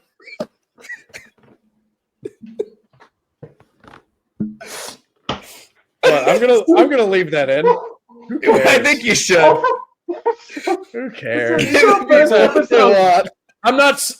Look. I'm not saying that I have a problem with Jews. I'm saying that Mel Gibson at one point in time had a problem with Jews. Someone's gonna cut that into you just saying I have a problem with Jews. It'll make the channel blow up. It might. I don't know. That thing you want to cut to like promote this channel. You've got your fucking shot, mate. There you go. There you go. Yeah. But yeah. Anyway, back to Mel Gibson. Mel Gibson. So Mel Gibson is the one fighter. Lucius is the other. I think they're about to fight with bare hands, but then the emperors make them fight with swords. Lucius says, "Let's not kill each other," and immediately Mel Gibson takes a swing at him. Immediately, he doesn't want to hear any of it. So the swords, they're wrestling around. The swords fly to the side, and they start wrestling and punching each other. They get into a lockup. And then Mel Gibson, I wrote this in all capital letters. Mel Gibson hits Lucius with a fucking Kurt Angle Olympic slam through a fucking table. And I wrote, by God! By God, he killed him! By God! Olympic slam! And he goes for the cover. 1, 2. I put Angle slam. Hey, he did the Olympic slam better than Kurt Angle. That's how fucking good it looks. It was beautiful. It was a thing of beauty, dude. It was amazing. And as soon as he hits the table, the grapes go flying everywhere. It's actually really funny. I marked out. So did I. I marked out big time. Yes, I did too. It's Olympic. It is. Lucius manages to grab a sword from the floor and turns and thrusts the sword into steroid Mel Gibson, and he kills him. Yep. The taller emperor congratulates Lucius and asks him where he is from. Lucius doesn't answer. Macrinus says he is from the colonies and doesn't speak English, Latin, whatever. I guess English is English is the substitute for Latin, I guess, in this film. Lucius says the gates of hell. Lucius then cuts in to reveal that he does in fact understand. And he says, the gates of hell are open night and day. Smooth is the descent, and easy is the way. But to come back from hell and view the cheerful skies, in this the task and mighty labor lies. And the emperor is freaked out by this. He just stares at him and is like, what? I think I would be too. And Denzel butts in and says, Virgil, your majesty, implying that the poet Virgil wrote that at some point, to where the emperor proclaims poetry, and it alleviates all his concerns about the crazy shit that just came out of Lucius's mouth. Macrinus thanks the emperors, then leaves with Lucius. So now we're going to cut to Lucius in a bath, and Denzel walks in and gives him 2 gold coins. So imagine that. You just went through all that shit, and he gives you 2 gold coins.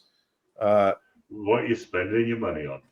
I think Denzel wanted a little something with those 2 gold coins, if you ask me. Yeah. Denzel. Guys, go ahead. Sorry, I'm really sorry. I know I keep butting in. So you got your 2 emperors. So Caracalla and Greta. So I get her.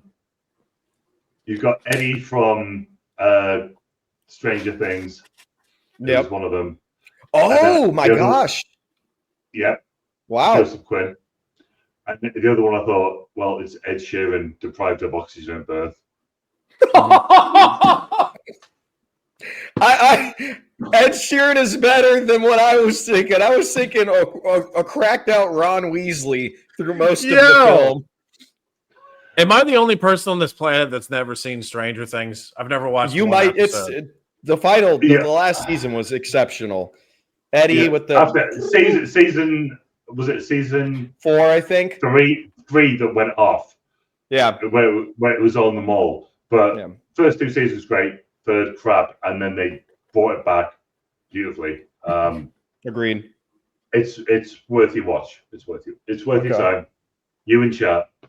I've heard good things about it. If you like it, like it like and those stuff. the coming of age. It's like, think Dungeons and Dragons, just these kids just coming of age, weird stuff happens. I always kind of thought of it as like one of those It movies. Stephen King's It is kind of how I always thought. It's got that older vibe. What's the time frame there? Like 70s?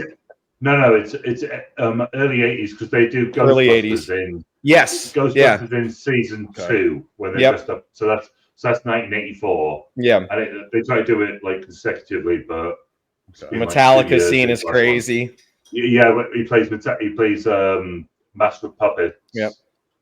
From 1986, which the last season was 1986. That makes sense. So 80s. Which is the guy who plays it on Stranger Things is Eddie, who is Joseph Quinn. Yeah, he's Joseph Quinn. He's the Emperor, the tall Emperor. Who, by the way, in my opinion, was phenomenal in this movie. I thought his character, the Emperor, oh my gosh, I thought he was really, really great. Standout performance in my head. Sadistic and scary.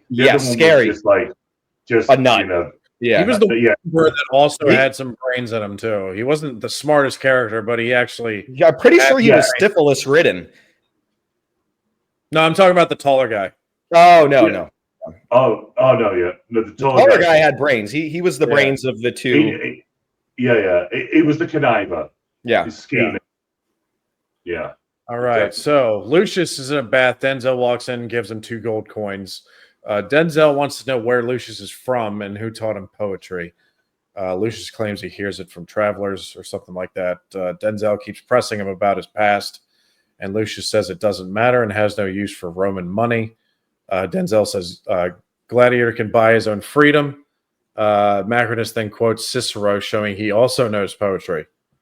So Macrinus wants to know more about this Lucius guy, especially since he doesn't know his name is Lucius. Yeah, I still don't think we know what his fucking name, his cover name is yet. His cover name, I think they said it quite a few times. During this point, I don't know if they've said it yet. At the end, I only heard it at the end myself. Yeah. So cut to Lucilla, who walks past the statue of her father and says, "Father, protect us and guide us," which is, of course, Marcus Aurelius from the first movie. She then meets with a bunch of senators, including Senator Gracchus, who is from the first film as well. So these are the only 2 characters from the first film that we will see throughout this entire sequel, and they are now in the same scene together. So it's good to see. That was really nice. Senator Gracchus again, but they didn't do much with him in this movie. No, and the way, we'll get to it. It was good to see him, though. Really nice to see him. At least they got him. And to see that he didn't look like he had aged that much. Yeah. So she then meets with a bunch of I've already read that part. Sorry. General Pascal is there because he apparently called the meeting to plan a coup against the co-emperors. On the final day of the games, his 5,000 soldiers will go into Rome and arrest the emperors. Tim McInerney is there and says this plan is risky. He's not too sure about this. And right off the bat, I don't trust this guy, even though I love Tim McInerney. His character seems a little off, you know.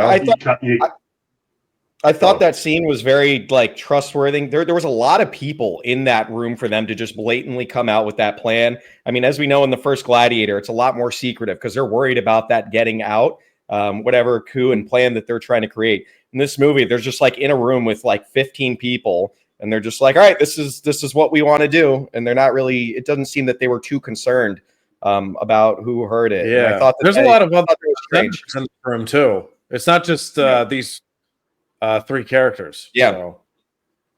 So, it just seemed a little bit odd, but there must have been so much to say that, because it's all everything we've ever seen about Roman anything Roman historically it's all whispers in secluded corridors, and to come out and say that, it's okay, see how this goes, and we shall. So Gracchus says he is loyal to Lucilla because Marcus Aurelius was her father. Tim McInerney says to Lucilla, the Senate is yours, so take back what is rightfully yours. Now we're going to cut to Lucius in a cage carriage with other slaves, and they are joking around with each other. So the camaraderie among the gladiators that Lucius is with, it seems to be pretty well. Mhm. They look up at Romulus and Remus suckling on the wolf teats. On that arc that where because they're heading towards Rome. Macrinus is being led to Rome on a chariot. He looks very happy and pleased with himself that he is on a chariot. And then I wrote in capital letters, elephant just walking down the street.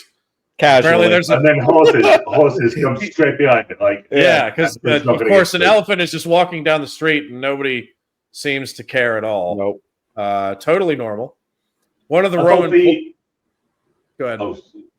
I thought the Romulus and Remus statue on top, I thought that was sort of symbolic of it was the two emperors. So because I think in the film they're supposed to be twins. They weren't in real life, but yes, they're supposed to be twins. Yeah, like I think they are supposed to be twins. Yeah, I think it even said in that opening. They refer to them as the twins. Yeah. Okay. But historically they weren't. I think it was like a year between them or something like that. Between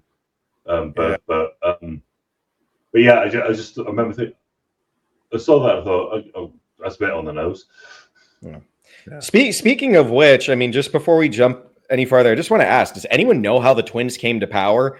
Like, I tried doing a little bit of research on it, and it just seems like they popped up. That's like one of my biggest gripes with this movie is like, you have Maximus at the end, and it seems like everything will go back to its rightful order with the Senate controlling everything. And then, 16 years later, and then now there's these horrible twins that are back in power.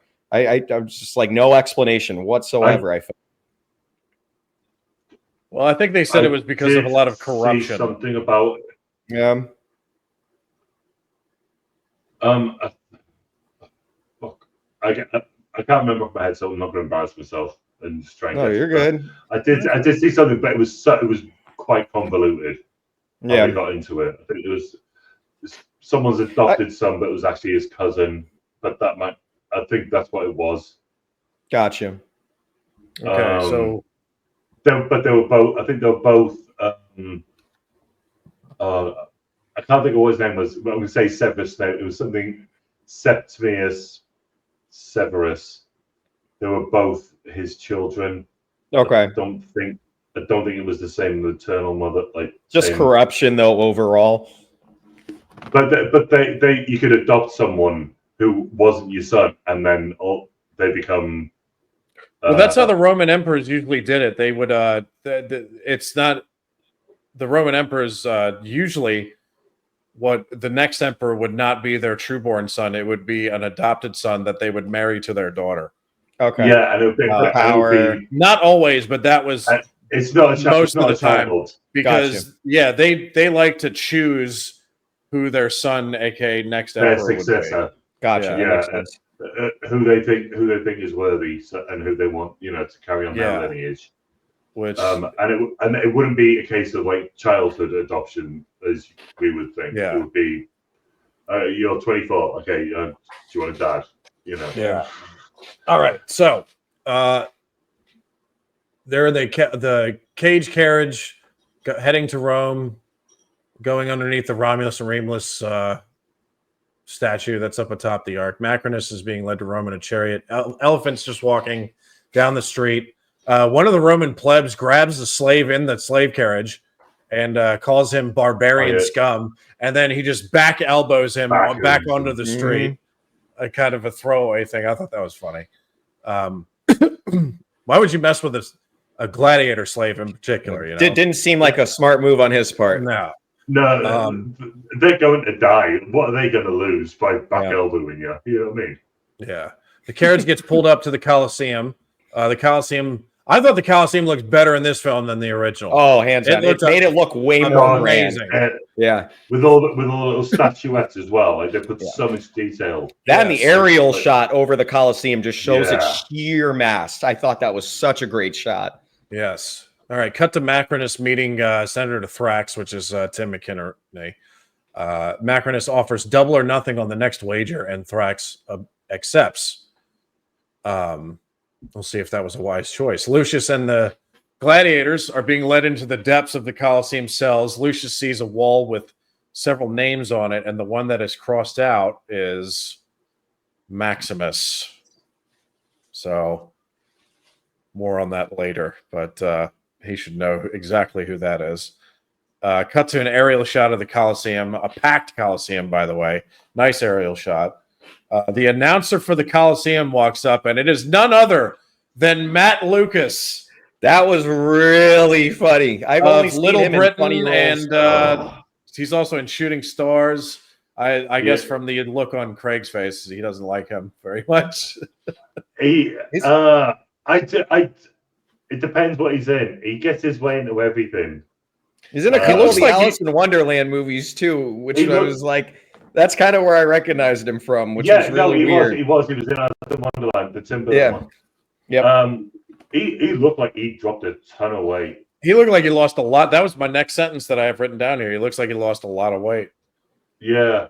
No, good on him. I just never found him overtly funny. The amount of if we could take all the Little Britain comments out of your comment section, oh God, it would make it easier to read. It would just be so much quicker.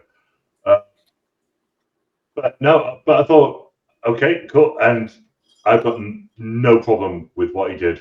I saw him and I thought, oh, he played his role great. I mean, he was not bad. I thought he had kind of a high. The line. Oh yeah, he flicks. I forgot the good call there. I didn't write that down. He flicks like his wine at some guy. I don't think he meant to do it, but it just hits him by. It looks like one of those improv scenes. It just accidentally happens, and the people are just like, okay, yeah, that was actually funny. Yeah, he makes some. Just keep it in. Just keep it in there.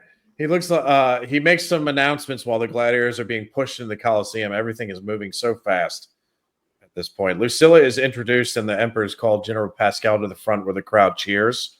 The Emperor's order him to give a speech to the people, and General Pascal says he is not an orator or a politician. He is a soldier. He has seen bravery in men during war and in this arena. So if you ask anything of the gods, ask for that same bravery, because Rome needs it now. And the crowd at first goes mild, and then they start cheering. So I guess they thought about it at first and go, "Yeah, that was good, yeah." Because General Pascal is being quite a Debbie Downer about the Rome's prospects right now. The emperors didn't seem too pleased with his speech there. They looked confused. The next sentence says the emperors look confused. Macrinus looks anxious because he wants to win more money from Senator Thrax. Lucius, here we go. Okay, so Lucius enters the arena with several other gladiators and looks at Lucilla, who is his mother, if you didn't know. If you're one of the audience members and you don't know that, Lucilla is actually his real mother. But the drums roll, and a fucking, I wrote this in all capitals, fucking dude on a rhino enters the arena. I love how the rhino is just completely fine with this guy riding him. He's standing up riding him too, and he's fucking like this. Best trained rhino. He's got him by the harness. While the guy's standing, keep in mind, he's not sitting on the rhino. He's standing straight up. That's some trust in the fucking rhino right there. Can I cut in? Shoot. My notes that I lost, I wrote Triple H WrestleMania entrance. Dude, that would be fucking hilarious if you could pull that off. Here's the thing, though. I don't think you were ever riding a fucking rhino. I don't care who. You are getting fucking. You are dying on that thing. Yeah, that's why the scene is so. It looks fucking really cool, but it's so ridiculous. I didn't think the CGI was bad on the rhino necessarily. I really didn't. I thought that was pretty good. I honestly thought it looked fucking cool as shit. It's like, do you know what? The rhino looked really good. I'll tell you what, that was good CGI. The rhino, the rhino looked really good. The baboons looked like shit. They went fuck the baboons. Yeah, rhino. Put it in the rhino. There's something just quickly with that rhino scene. Everything that happens in there. If there's any Elden Ring fans out there, it's kind of like the Commander Gaius fight that happens. This guy basically on this giant rhino wildebeest looking thing. It played out exactly how that fight happens in the video game. I had to throw that in there. he's going to make it smash into a wall. Yeah. So Lucius says when the Rhino charges, Lucius says to the other gladiators when the Rhino charges, break for the wall. And some asshole gladiator says, "Why should I?" And I wrote a note down that, that guy's definitely going to die soon. Yeah. Because you don't want to stand directly in front of a Rhino. So the Rhino charges a couple times, and the asshole refuses to get out of the way until the rider pulls out some, like, what are they called? Caltrops or something like that? Yeah, the little around rope, the ball ropes. Yeah, with the balls on the end, Yeah. and he throws it at him, trips him up. And the guy gets wrapped up on the ground by those things, and all while the Rhino is charging at full speed, and the thing fucking punts him with his horn into the shadow realm. He's done. He literally punts him, like the horn probably goes through him, and then the force of it just keeps launching the guy into the stratosphere. His soul hit the pillar before. Yeah, he was up there with the giant arrow. It was up there with that. Yeah. It wasn't quite as devastating as the giant arrow, but it was devastating enough, dude. All he needs to do is get that Rhino on that, like that crossbow. Bam. Yeah. So Lucius reaches down and grabs some dirt, like in the Maximus style. He's doing that thing as a callback to Maximus. Yeah, it's pretty cringe. A little ball of cheese there. And Lucilla is watching, and she recognized that wait a minute, I've seen this before. I know this from 50 years ago. Yeah. So the Rhino with blood all over his horn, by the way, that actually looked really cool. That was badass. Charges Lucius, who throws up dirt as like a smoke screen. That was cool. And then the Rhino charges through it and slams into the side of the Coliseum and gets stuck. Lucius also flies in that scene. Yeah. He goes flying. How? What? So not as high or as far. No, but it looks like the Rhino impacted him in some sort of a way because he flew like a good 5-10 feet. Off of him to the side. Head. Yeah. The Rhino just like knocked him out to the side. That's the only explanation I've got for that. Because like, why is he flying? Like, why isn't he? Why isn't he? Vaporized. You would be. If it's a glancing blow, it'd probably knock him off. Just grazed him and still sent him 10 feet because you got to remember it's like a 8,000-pound rhinoceros. Yeah, I can't believe I'm defending the fucking Rhino scene. Okay, let's continue. That's a statement. Yeah, so Lucius does he does the smoke screen thing. The Rhino charges through it and slams in the side of the Coliseum. He gets stuck there. The rider hops off and starts fighting Lucius. The emperors recognize Lucius as the poet because of that creepy shit he said in the earlier scene. The taller emperor starts quoting Lucius' poem from the last fight, and Lucilla recognizes that as well. And she's basically like, yeah, this has to be my son. Yeah. This has to be him. And she's getting all worked up over it. The fight continues between Lucius and the Rhino rider guy. And the Rhino rider gets the better of Lucius for the most part of this fight. The rider gets cocky and waits for the Emperor's signal. Thumbs up, thumbs down. We I'm guessing me and Brian know. That is anachronistic. Like that doesn't mean death. Sorry, that doesn't mean death. That doesn't mean live. It was, it's not how that works. Okay. Yeah. The rider is about to execute Lucius, but he waits for the command of the emperors. And the taller emperor gives the crowd a thumbs up for mercy. He wants the guy to live because the crowd likes him. So he gives the thumbs up, and Lucius yells, "No mercy!" He's like, "I don't want your mercy at all." Lucius refuses to accept the emperor's mercy, which they're like, "What the fuck?" So the rider takes a swing at him. He's like, "All right, fuck it. If you want to get killed, I'll kill you." So he takes a swing at him, misses. Lucius counters and then grabs a sword off the ground and thrusts it into the rider. So now the rider is fucked up. He's definitely going to die. But he's not dead yet. He just had a sword put through him. I don't think he can live long after that, though. No. But the emperor then immediately goes, "Oh, okay." So he gives Lucius the thumbs down. and Lucius takes 2 swords and chops the rider's head off, just like the move from Maximus in the first movie, where he did the swipe across the scissor move with the 2 swords. I was thinking of Anakin, but well, that's it. Well, he does it like that. Yeah. Lucius and Maximus did it like this. Yes, that's right. So it's a little different. Not the same technique. I think Anakin's technique looks a little better. Yeah, I'll give him agreed. that. So to be fair, he's got lightsabers. Yes, and it's much Lasers. easier. Literally, It's much sticks easier. of lasers. It's like You're just there trying to saw his head off. Yeah. How much So- easier would Thanksgiving be? Just laser sticks. Yeah. So Yeah. once he does the move, though, Lucilla sees that again too, and is like, "Oh, well, this is my son. Yeah, This is no this is doubt my son for sure. He's definitely him." It was like an episode of Maury. Yeah, it really was. Lucius is walking back. The fight's over. Lucius is walking back through the cells and is greeted as a hero by the other gladiators. They're cheering him on. Cut to Lucilla walking back into her home. She goes into a poorly lit room and recites the poem that Lucius said to the emperors in that one scene. So she knows it's Lucius. And then you begin to hear Lucius's voice from the first film for a little bit. I think it was the part where he's like, "I'm Maximus, the savior of Rome," when he's young Lucius in the first film. They throw that little sound in there. when Joaquin walks in on him. Yeah. And then we go to a flashback sequence.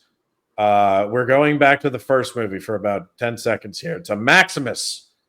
Russell Crowe as Maximus, grabbing the dirt and looking way more badass than Paul Mescal Tenfold. Yes. Yeah. I mean, here's kinda the so yeah, You it's just can't also top Russell Crowe, man. no, It's not you can't. possible. We'll get to that in a second. It kills the gravitas. It kills the gravitas. Like Yeah. anything he's got, it's like, oh no, you haven't hit it. Like you're aiming for this, and you're like, here, oh, it's good. No, Russell Crowe is there, baby. Yeah. Russell So Crowe is the it's shit. still in the flashback. It's Maximus grabbing the dirt. And then it goes to him dying and telling Lucilla that when he's dying at the end of the first movie, and telling Lucilla that Lucius is safe. And then the people carry Maximus off the field. Then it's Lucilla grabbing young Lucius. So this is the part that's new. Mm-hmm. That is not part of the original movie, but they make it seem like it is. I think they might have CGI'd Which looked fantastic. her face to look like the young Yeah. Lucilla, which I mean, you didn't have to do much because she already looks amazing. At Yes. whatever That could have been a she is now. The de-aging, whatever they did there, Yeah. though, really did. But they make did her something look to make like her look back just like how she did in the first movie. then. Yeah. Yeah, that could have been a cutscene that they just reused. I believe It could have been. They just put it on that filter. But then it's Lucilla. Lucilla grabs young Lucius and hurrying him off out of the Coliseum. She tells Lucius to leave because he is not safe. And this is where I had a problem. Maybe you guys are the same. Why is he not safe? All the people that would try to seize power and take it from him are all dead in the first movie. Aren't they? I mean, like, yeah. That's kind of the one person that you would, and at the end of the movie, before that scene happens, so Maximus is dead, and then Lucilla is basically telling all of the people in the Coliseum like what's going to happen for the next 20 years, and like the boss lady that she is. But then in this new version, in the next scene, she's like, "Oh, I'm scared to death. We need to get my son out of here." That doesn't make any sense. It was so strange. And it's like, it kind of just throws what Maximus did and all of that kind of in the garbage. That's kind of what I was saying earlier. It's just so strange because you're putting him, everything that Maximus He's did, only been you're dead. throwing it all away. And you're just like, all right, no one's safe. You know, everything that I just did to make Rome again is gone to shit. And Craig, what do you think? I think it's probably because whenever, like, Brian, you love your history like I do. They've always gone after the family. How many? But their family. like, But here's the thing, though, that their family is basically in charge to help facilitate the move back to a republic. You know, that was my own naivety. It's like, okay, well, because there's gonna be someone in the family that's thinking, like, if I get if I eliminate X, Y, and Z, which so many people did, then they'll be. She's basically the last. Her and Lucius are the two last royals alive. They're the good royals. And then the one senator that's the most powerful is Gracchus, who is on her side. Yeah. So why does she have to immediately, like, Maximus's body has only been cold for 5 minutes, and she's already shoving him onto a horse and saying, "Get the fuck out of here, go to the desert." It doesn't make any sense. Do you think it may have been a time jump though? Like because they did that a few times because in the movie. That scene takes place Same like clothes, in the Coliseum everything. as they're taking Maximus's body out. That's so strange. Yeah, that's not going to be a popular modern day thought, but she's a woman, he's a kid. How easy is it to get rid of them compared to? Yeah, I can see that. But here's my point, though. She's in charge, and the person that she's allied with is the top senator, and the power is going back to the Senate when the top senator is the guy who's on your side. And there's nothing in that movie that indicated that he's like, maybe I should kill these people. You know, I'm not trying to justify it. I'm not trying to justify it. I'm trying to give you just like I see what you're saying. Which like under normal circumstances, like if we look at history, that's usually what would happen. Yeah, definitely. Yeah, but she's the one. She's literally in a scene. Yeah, if you watch the original movie, the scene there at the end, she's literally doing a speech telling them how great of a man Maximus was and what we're going to look forward, how Rome's going to be in the future. And everybody's being quiet, listening to her. She's in charge. And then Senator Gracchus goes, "Who will help me carry him?" And then they start carrying him off. Yeah. They're in charge to immediately, as they're walking out 10 seconds after they say that, to now change it to this part where they're walking. "Son, you have to get out of here. Get on that horse and get out of here or you're dead." I could understand her point of view, though, after going through everything she just went through, being at the top of the top, and then basically having no one to trust. Even, she supposedly has all of their trust. It's not, I don't know. I mean, there's still people that are going to kind of want to overthrow. Yeah. There's going to be a lot of power hungry people there. So I could kind of defend that point a bit. She doesn't even have Commodus. Yeah. Like, not anymore. Like, Commodus is gone. Like, right. And the only person who was going to take Commodus was, was Russell Crowe, and he's gone. She's got no. I mean, in terms of explaining it, but that's maybe why Gladiator 1 is a 10 out of 10. All right, we're going to cut to Lucius, who is being treated for his wound by a guy who claims that he used to be a gladiator, but put his sword down so he could help heal people. He then says, "What we do in life echoes in eternity." And I hate it when they bring in the lines from the first movie, man. Just they do it a lot. They do it quite often, and I get it. It's for the nostalgia, but I'd rather just cut them up with their own lines, Yeah. Be a little bit more original would be cool. Yeah. They do it a lot in this film. They do. Lucius says he feels like he knows those words. The healer says it is written on one of the tombs of a past gladiator. I wonder who that could be. Macrinus walks in and says Lucius has something. The Greeks call it Timos, smoke, rage. That rage is your gift. Like the great Achilles, never let it go. It will carry you to greatness, my champion. Macrinus then arrives at Lucilla's home because Lucilla invited him there. Macrinus says that they met before a long time ago when Macrinus was in service to Marcus Aurelius in Africa. Lucilla says Macrinus is gaining influence in Rome by sponsoring gladiators, and Macrinus says he's just a fan of the sport, which is bullshit. Mm-hmm. He wants power. So then Macrinus then notices a bust of Marcus Aurelius. Anyway, cut to Macrinus talking to another Roman and yells, "More wine!" He yells it very loud. "More wine!" He's trying to get this guy drunk. We don't know who this guy is. Apparently, he's just another powerful Roman, I guess. Macrinus is trying to figure out what happened to Lucilla's son, who was apparently proclaimed dead. But Macrinus says if Lucilla's son died, there has to be remains or a tomb or something like that. But there are no remains since we know that Lucius is up and walking around. Night aerial shots of Rome. I wrote that even the night shots of aerial shots of Rome even look good in this movie. This movie is gorgeous. It's shot even if you don't like so it, brilliantly. it looks really, really good. Yeah. But yeah, all really honestly, if you have like those shots and Hans Zimmer's music, those shots and Hans Zimmer's music, if you had those two, you could just go and watch that. Yeah, I'd happily sit and watch that for a few hours, just drift away for a bit. But that's okay. The music, like, we'll get to the music, but it's yeah. Cut to Lucilla meeting Senator Gracchus again. This time he takes her to meet Lucius. Lucilla. So Lucius and Lucilla finally meet face to face. Lucilla asks if he knows her. Lucius doesn't respond. Lucilla asks if he has family.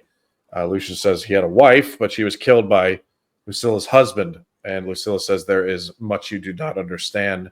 Then she calls him Lucius, and Lucius says his name is. I wrote Hallow. It sounded like he said Hallow, which I guess is his cover name. My name is Hallow. And not Lucius, woman, you're crazy. Hello. Hello. And he has H-A-N-N-O. Yeah. He has no mother that he can remember.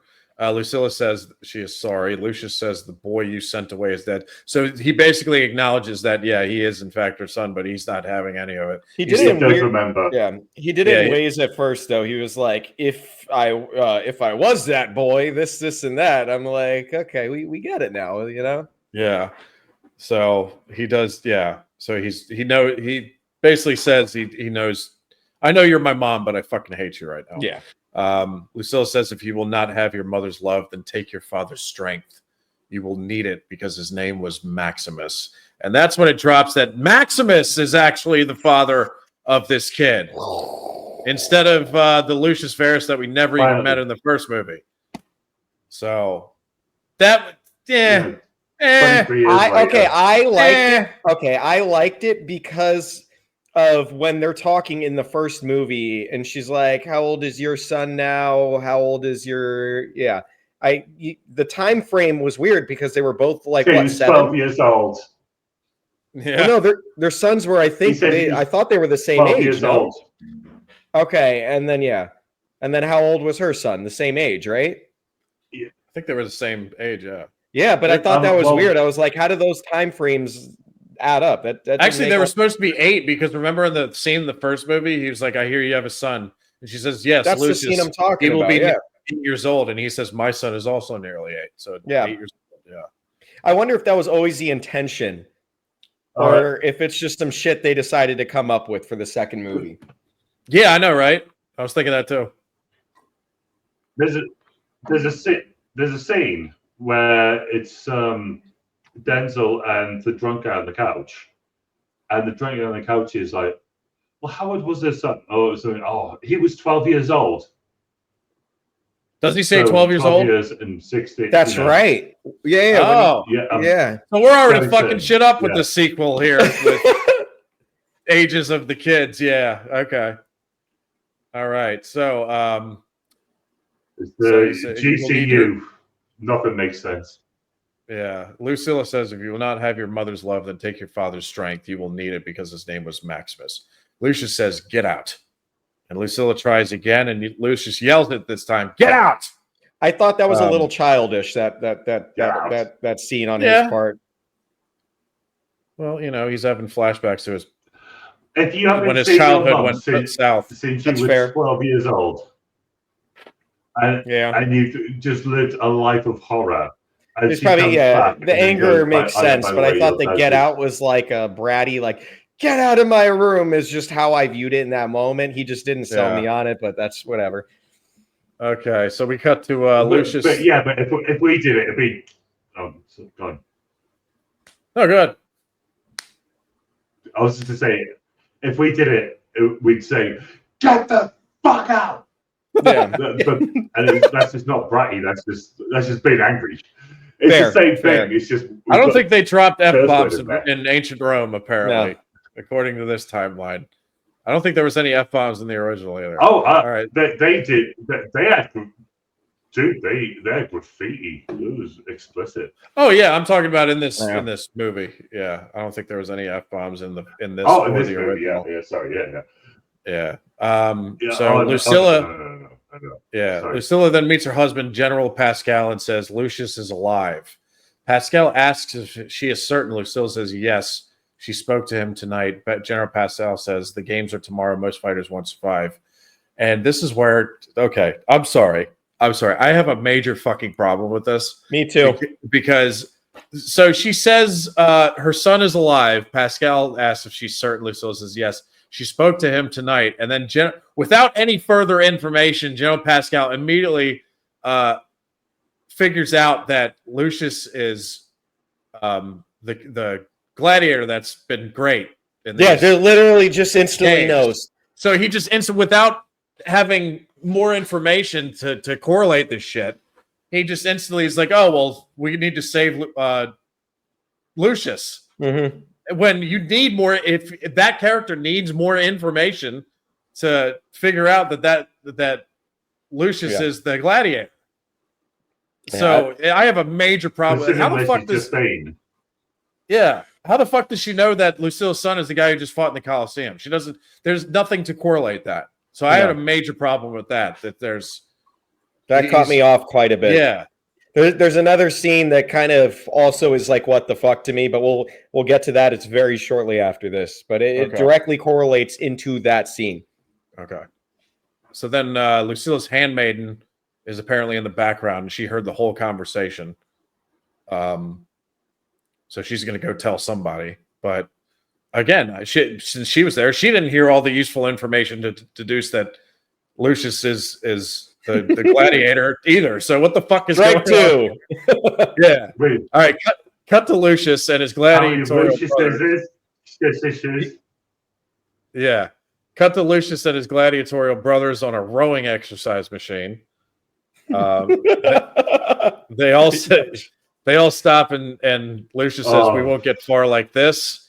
And then the Greek guy, who's the guy who was pushing all these slaves to be at their peak condition, who works for Macrinus, kicks all the gladiators out of the rowing machine except for Lucius and makes him row alone to punish him. He ends up rowing all fucking night. And his gladiator friends are about to help him when Mr. Greek steps in and says to leave him be to make sure that he's still alone and being punished. And then it's a little later. The healer then shows up to put vinegar on Lucius's hands that are bleeding from all the rowing that he's been doing. The healer talks more about how he's a healer now, not a fighter. He also says his wife is from Londinium, which, if you don't know, it would eventually become London, England, in all its glory. That was the Roman name for London back in the day. Lucius then talks about his grandfather. Go for it. What are you about to say? I was going to say, would it have been Londinium by then? Because that was, so this is, it would have been, 200 BC, sorry, 200 AD. Yeah, I'd probably still Londinium, yeah. Can we point out with the fact that Maximus will stitch up his own wound in the first movie and he heals his own shit, and then you get to his now son Lucius, who is like, I'll take a hit of that opium to help me through the pain of this. It's just like night and day. Oh, I forgot about the opium. That's what I was thinking of. I was like, we may have passed this part. But I'm like just sitting here looking at him like, what a bitch. Like Maximus is over here like cauterizing his shit. Yeah. And then his son is like, I'll take it. He's also, remember, Maximus is also scraping out his fucking tattoo on his arm. Oh my gosh. Yeah. And then his son is like, I'll take some opium. And he's still like, ow. I'm like, what a bitch. I'll tell you what, Quentin. Me and you will go in for some slight surgery for a gaping wound. I'll take the opium because you clearly don't want it, and you can just get it stitched up. You can broad up it. Yeah. I'll be like, oh, I'll take the opium. It's all right. I'll chase the dragon for that one. Yeah. What did they call it? It was something of the breath of the devil or something like that. Breath of the devil, and then he said it was opium. He said opium at one Yeah. point. I do Yeah. remember that. Yeah, but he Yeah. might have said breath of the devil or something like that though. He did, yeah. It Breath was of the something devil. like that. Breath of the dragon, or something. Anyway, I just had to bring that up. I was just I remember it's looking chasing at the Lucius dragon. there, and I was like, "Your father would have just fucking stitched it up himself. No deal." Yeah, and then he would have fucking beat your ass. Yeah. So we got Lucius. You know what? Then- It's weird that you two are the optimists. Yeah, It's weird you two are the optimists. I'd be like, yeah, I'll take the drugs. Come on. You're gonna stick a needle in me. Go for it. right. Lucius then talks about his grandfather's dream, even quoting him about how you can only whisper it, anything more than a whisper, and it would vanish. It was so fragile. The healer says, "What is this dream?" And Lucius says, "A dream of hope and some other bollocks." That's literally what I wrote, because the UK lingo is slipping into my language recently. Craig will like that. And the healer says, "Get some rest." Very accurate. That is very accurate use of the word bollocks. Yeah, good. Okay, I made you proud. Yes, yes. Okay, good. I made the Brit proud. That's that concludes the stream, ladies and gentlemen. I'm off. See ya. No. 10 on 10. Yeah. So the healer says, "What is this dream?" Lucius says, "A dream of hope and some other bollocks." The healer says, "Get some rest. He's probably heard enough of this crap. He just wants to heal people." So he's like, "I've heard enough. Just fucking shut up." Cut to the Coliseum where Lucius yells, "It's about survival, so survive." And I've gotten bold and capital letters, "Naval battle incoming," ladies and gentlemen. This is where, okay, this is going to be a shit show here with the naval battle, because I have some major problems with this, and it's probably not the problems that you guys are talking about. Me and Quentin were discussing this a little bit before we started this recording. So yeah. I'm going to go through this a little bit, and then we can stop at certain points. My It's problem. probably going to take a while. My problems, I think, would be Queen Puma's problems. What would her problems be? Well, what's her favorite animal? Oh, a shark? Oh. Yeah, but no shark. Well, here's the thing. I know where There's he's not going even with sharks this. in the Mediterranean Sea. No sharks were harmed, though. They were harming. They were harming people. So. Okay. The only they have aqueducts. They only get fresh water. The only freshwater shark is bull shark. You ain't getting bull sharks near the Mediterranean. No, you're not getting any of those sharks There's in no that shark. arena How are they getting ever. them? Yeah.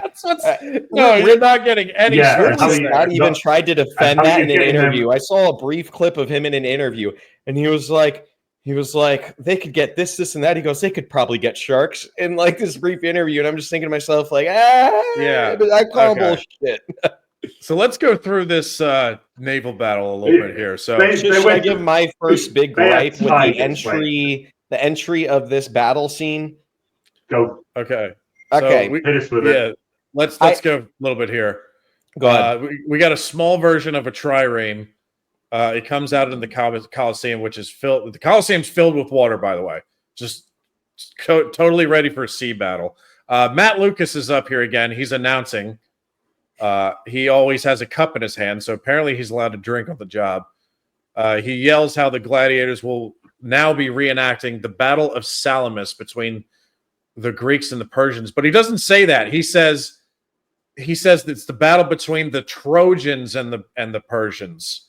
And this is where my history brain went nuts, because the Trojans are not a part of the Battle of Salamis. It is the Greeks against the Persians, and mostly it's Athens at the Battle of Salamis. Big but fuck up on their part. There's other contingents of Greek ships, but the vast majority of them are Athenian triremes.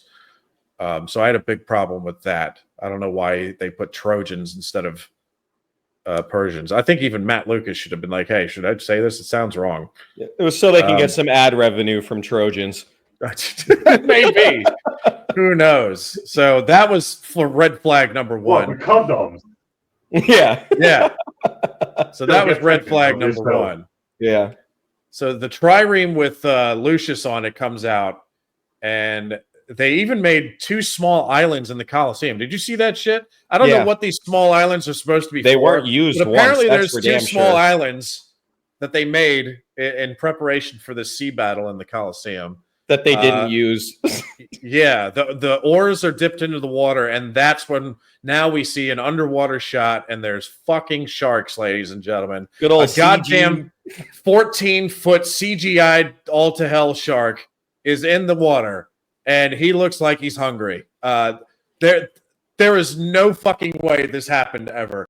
No, in the history of Rome, there's no way they managed to actually get sharks and then put them in the Coliseum. No way this happened. Does anybody want to try to defend this? Because I don't even want to take a shot at it. Fuck no. I'll leave that one where it is. I will. Okay. Oh yeah, because no, they can transport them. Oh no, they'll go into shock and die. No, that they haven't got any way of sustaining them. No, sharks are notoriously difficult to keep in captivity because they just do not fare well, and they will stop feeding. But what about bull sharks? Because they can live in. No, bull sharks don't need to get. Bull sharks are brackish in the Mediterranean. They can live in fresh and salt water. They're the only one that can. Only one or two that can.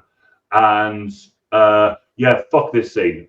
They might as well have laser beams on their head. So fuck it. Dude, this scene is a shit show. It is. Not to mention a shaky shit show. That is fucking shaky cam the entire way through. Yes, the shaky cam was driving me nuts.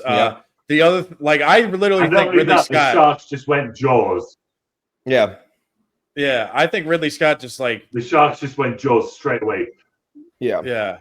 Ridley Scott just wrote this down and was like, wouldn't this look fucking cool? I think that's what he was thinking. Craig, I'm sorry. Go ahead. Oh no, I'm just saying. As soon as the sharks, anything found in the water, the sharks just pounce on it. It's generally not how they work. They don't just go up and just grab something and say, "What the fuck's that? Is that maybe food?" There's a bit of contemplation. I'm not saying sharks are philosophical, but they don't just grab things and just eat them.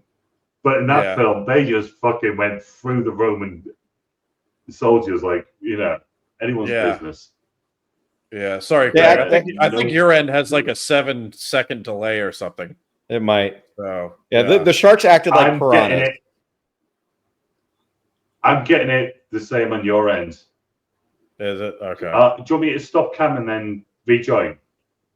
Yeah. Do that just real quick. Yeah. Yeah. So we can see if that fixes the problem. Hopefully. Here. Yeah. Okay. Can you hear me now? We can hear you. Yes, I can. There was still a delay on there. Still a delay. It's probably not as bad now, though. So that's probably good. All right, so let's get back to this crazy sequence here. So we got the triremes coming in, the 2 small islands in the Coliseum. I don't know what they're for. The rows are dipped in the water. Now we got we see the sharks, the CGI sharks, and I just keep writing. I wrote down 5 times. There's no way this happened. I just kept writing it down. The emperors are looking on. And here we go again, another major red flag with me. And if this battle was already historically inaccurate, out comes the enemy trireme with a massive Spartan symbol on the fucking sail. No, the Battle of Salamis. I mean, there may have been a Spartan contingent of ships, but it might have been 5 ships. The Athenians had fucking 500 of these ships at the Battle of Salamis. So if anything, instead of a Spartan lambda on the sail there, They should have definitely had an Athenian owl in like blue. Yeah. That would have been way more accurate. The commander of the Greek naval force at the Battle of Salamis was an Athenian. Someone's probably get in trouble for that. That's probably like when I saw a lot of articles that were saying how historically inaccurate it is, and I think this scene was the one where everybody was going nuts over. Yeah, because me as someone who knows a little bit about Greek history, I was like, no, this is not cool. No, This need to be, you can have a Greek symbol on the thing, but it's got to be the symbol of the Athenian owl. That would be more appropriate for this, I think. So sorry, that was my history rant for the day. You're good. But justified, mate. Okay, so the Greek ship starts firing flaming arrows at Lucius's ship because they're playing the Persians in this, and the emperors are loving it. It looks like they're creaming their pants over this stuff. So some of Lucius's guys are getting shot and fall in the water. A shark comes in and chomps one of the fallen gladiators. And I wrote, okay, this part coming up is the one part that I liked in this sequence. Lucius's ship turns to pull on the side of the Spartan ship. They break all the oars going alongside it and fire arrows at the same time. That was an excellent little sequence there. Beautiful For like 10 seconds, that scene was awesome. That was smart as hell. Yeah, so they break, and this is actual like naval tactics. Guys, I'm just gonna keep in mind when the people are getting shot or when they're shooting the arrows at Lucius's ship, no one in that scene is being hit, and there's like tons of arrows just going, and it's like stormtroopers are in charge of these bows, and all of them are just going right past them. I thought, and for like a 10-foot, length, I just thought that was a little crazy. Guys, I'm just going to leave the studio and come back in. I've still got the link just to try and sort out my lag. Okay, I'll just continue right back with this. Okay. All right. So, so Craig's going to check his because he's like, he was having lag. He was like 7 or 8 seconds behind.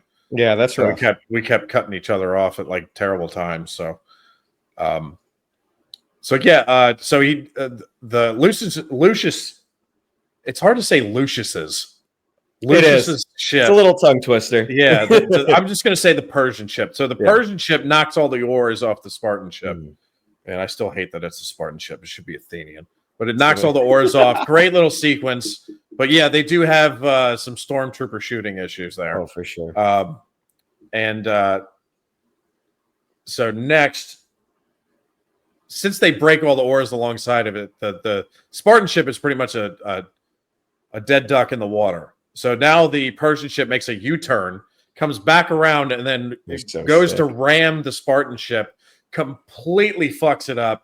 You see the Spartan shields on the sides with the lambdas on it just flying everywhere. So that was cool. It gets boarded by the Lucius and the Persians. The sharks are having a massive feast right now in the water. People keep these CGI feeding sharks frenzy. Are going on a feeding frenzy right now. Oh, let me get Craig back in here. There we go. There we Craig's go. back. You hear it better now? Okay. Yeah, definitely. I can hear you fine. It's just the delay. Can you hear me okay? Yeah, definitely. All right. There is still a delay, but there's still a delay. We'll work around it. So, the sharks are having a feast in the water. Wait a minute. Why did this go back to... Oh, no. This thing scrolled back down that I was reading from here. It went back to the Rhino shit. Oh, no. There it is. Then the sharks turned into rhinos. The sharks turned into rhinos, yeah. So the Persian ship rams the Spartan ship. Spartan shields are flying everywhere. The sharks are having a massive feast right now. And I wrote, in fact, as I'm writing this, one of them grabbed another guy. More sword fighting on the Spartan ship as it was boarded by Lucius and the Persians. Lucius then grabs a crossbow and aims it at General Pascal, who's sitting up with the emperors. But he gets bumped at the last second and misses. The taller emperor is furious and screams something. I couldn't remember what he screamed out, but the Persians and Lucius are victorious to thunderous applause from the other gladiators. The Greek guy then, who works for Macrinus, then stops everyone from celebrating and asks who did this, and he's referring to somebody. They think somebody took a shot at the emperor, but he was really trying to hit General Pascal. But pretty sure General Pascal knew. There was some really intense eye contact between Lucius and General Pascal in that moment. Yeah. I'm pretty sure that he was like, "Oh, you just tried to shoot me." I thought General Pascal saw that. Yeah. The cross, I'm referring to it as the crossbow incident, but everybody saw. That's the thing that I next read. Everybody saw it was Lucius. You got like 60,000 eyeballs on the same thing. They all know it was Lucius, and then one person standing still aiming through an eye. So it's like if I was the emperor, I'd be like, it was that guy, because they know who he is. They saw everything. You'd have to be blind not to see it. So, right. So but that's like the Maximus shot when he throws the what does he throw? He was an axe or a sword. He throws a sword. Yeah. He throws his gladius. It was like that. I think it was one of those other little callbacks that they were trying to do there. I didn't. That's interesting because I didn't correlate that with the Maximus scene from the first film. But I don't think you're wrong. Yeah, I thought it was okay. So many callbacks in this film. Okay, but then all the other gladiators. So yeah, the Greek guy comes in and says like, "Who did this?" And all the other gladiators start claiming they did it because the one of them says, "I did it." The other one, "I did it," and they're all laughing about it. I did it. It's definitely one of those I am Spartacus. Yes, it's definitely one of them I am Spartacus moments for sure. And then he asks Lucius, and Lucius is like, "No, I didn't do it." Yeah, but then he gets like, he's like, "Are you sure?" And he's like, "Well, be glad it wasn't me because that arrow would have found you." You know, that was a good line. That line wasn't bad. I kind of like that one. So let's cut to Senator Thrax, who was visited by Lucilla's handmaiden. Then quick cut to Macrinus, who goes to Senator Thrax and says Thrax's house is now his because all of the money that he owes him. So Macrinus then says he wants information since Thrax knows everything and has everyone's trust. Macrinus again says he owns Thrax's house and he wants his loyalty. Thrax then reveals the plot to overthrow the emperors that was done in that meeting by General Pascal and Lucilla. So Macrinus kisses Thrax's hand and thanks him for giving him that information. Lots of kisses. Yeah, lots of hand kissing in this movie, especially by Macrinus. Yeah. Well, Denzel said to Will Smith about kissing a guy, like he just wouldn't do it. So I think that's why there was no like cheek kissing. Oh, yeah. I think that any other actor that might have been in the script, but he just went. Yeah, just a lot of hand kissing there. Oh yeah, but then Tim just like butt breaks down. Yeah, overly dramatically.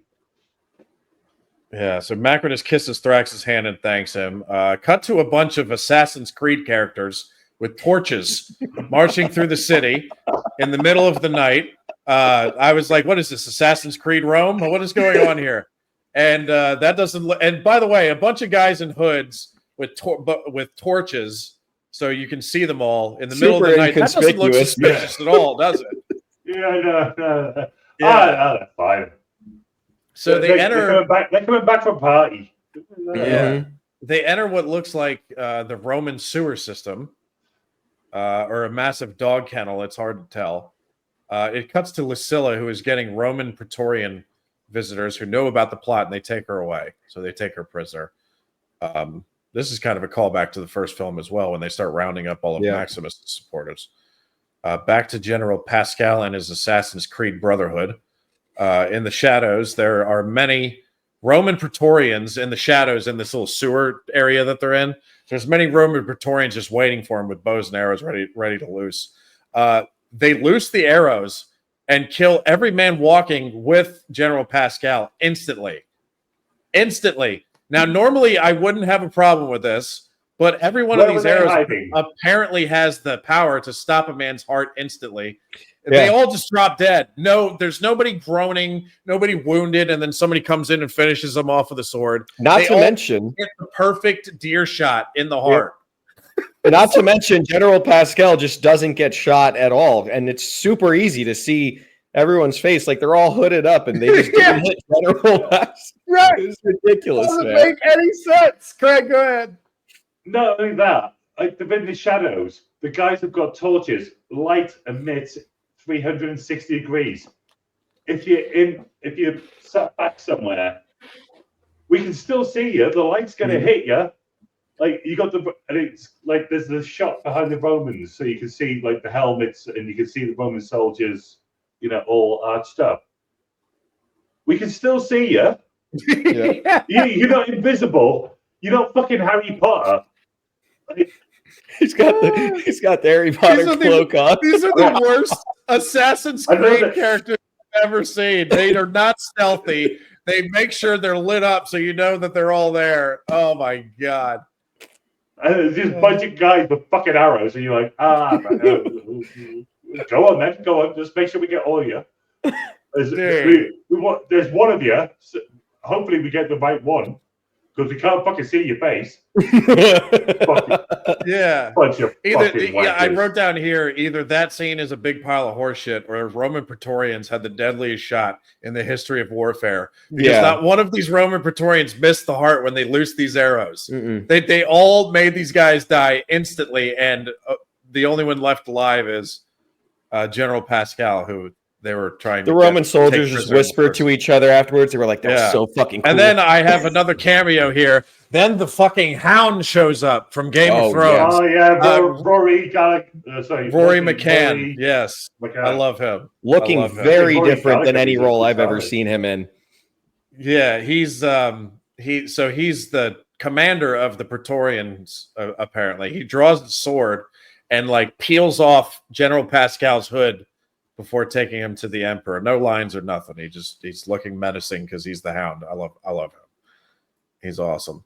Do you know what? He did an ad for porridge oats in Scotland back in the day. Really? Is he Scottish? Oh God, yeah. He's a Scottish fuck, mate. Yeah. Can't tell what accent he has because his voice is so fucking deep.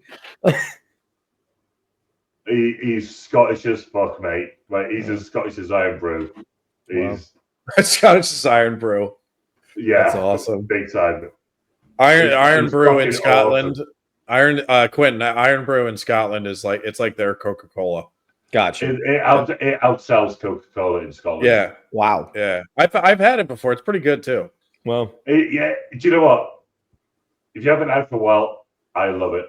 I've got a few photos on my Facebook where I've had it like get a can. I'm like, I haven't had it for ages. Do you know what? Take a picture of that. I haven't had it. Nice. All right.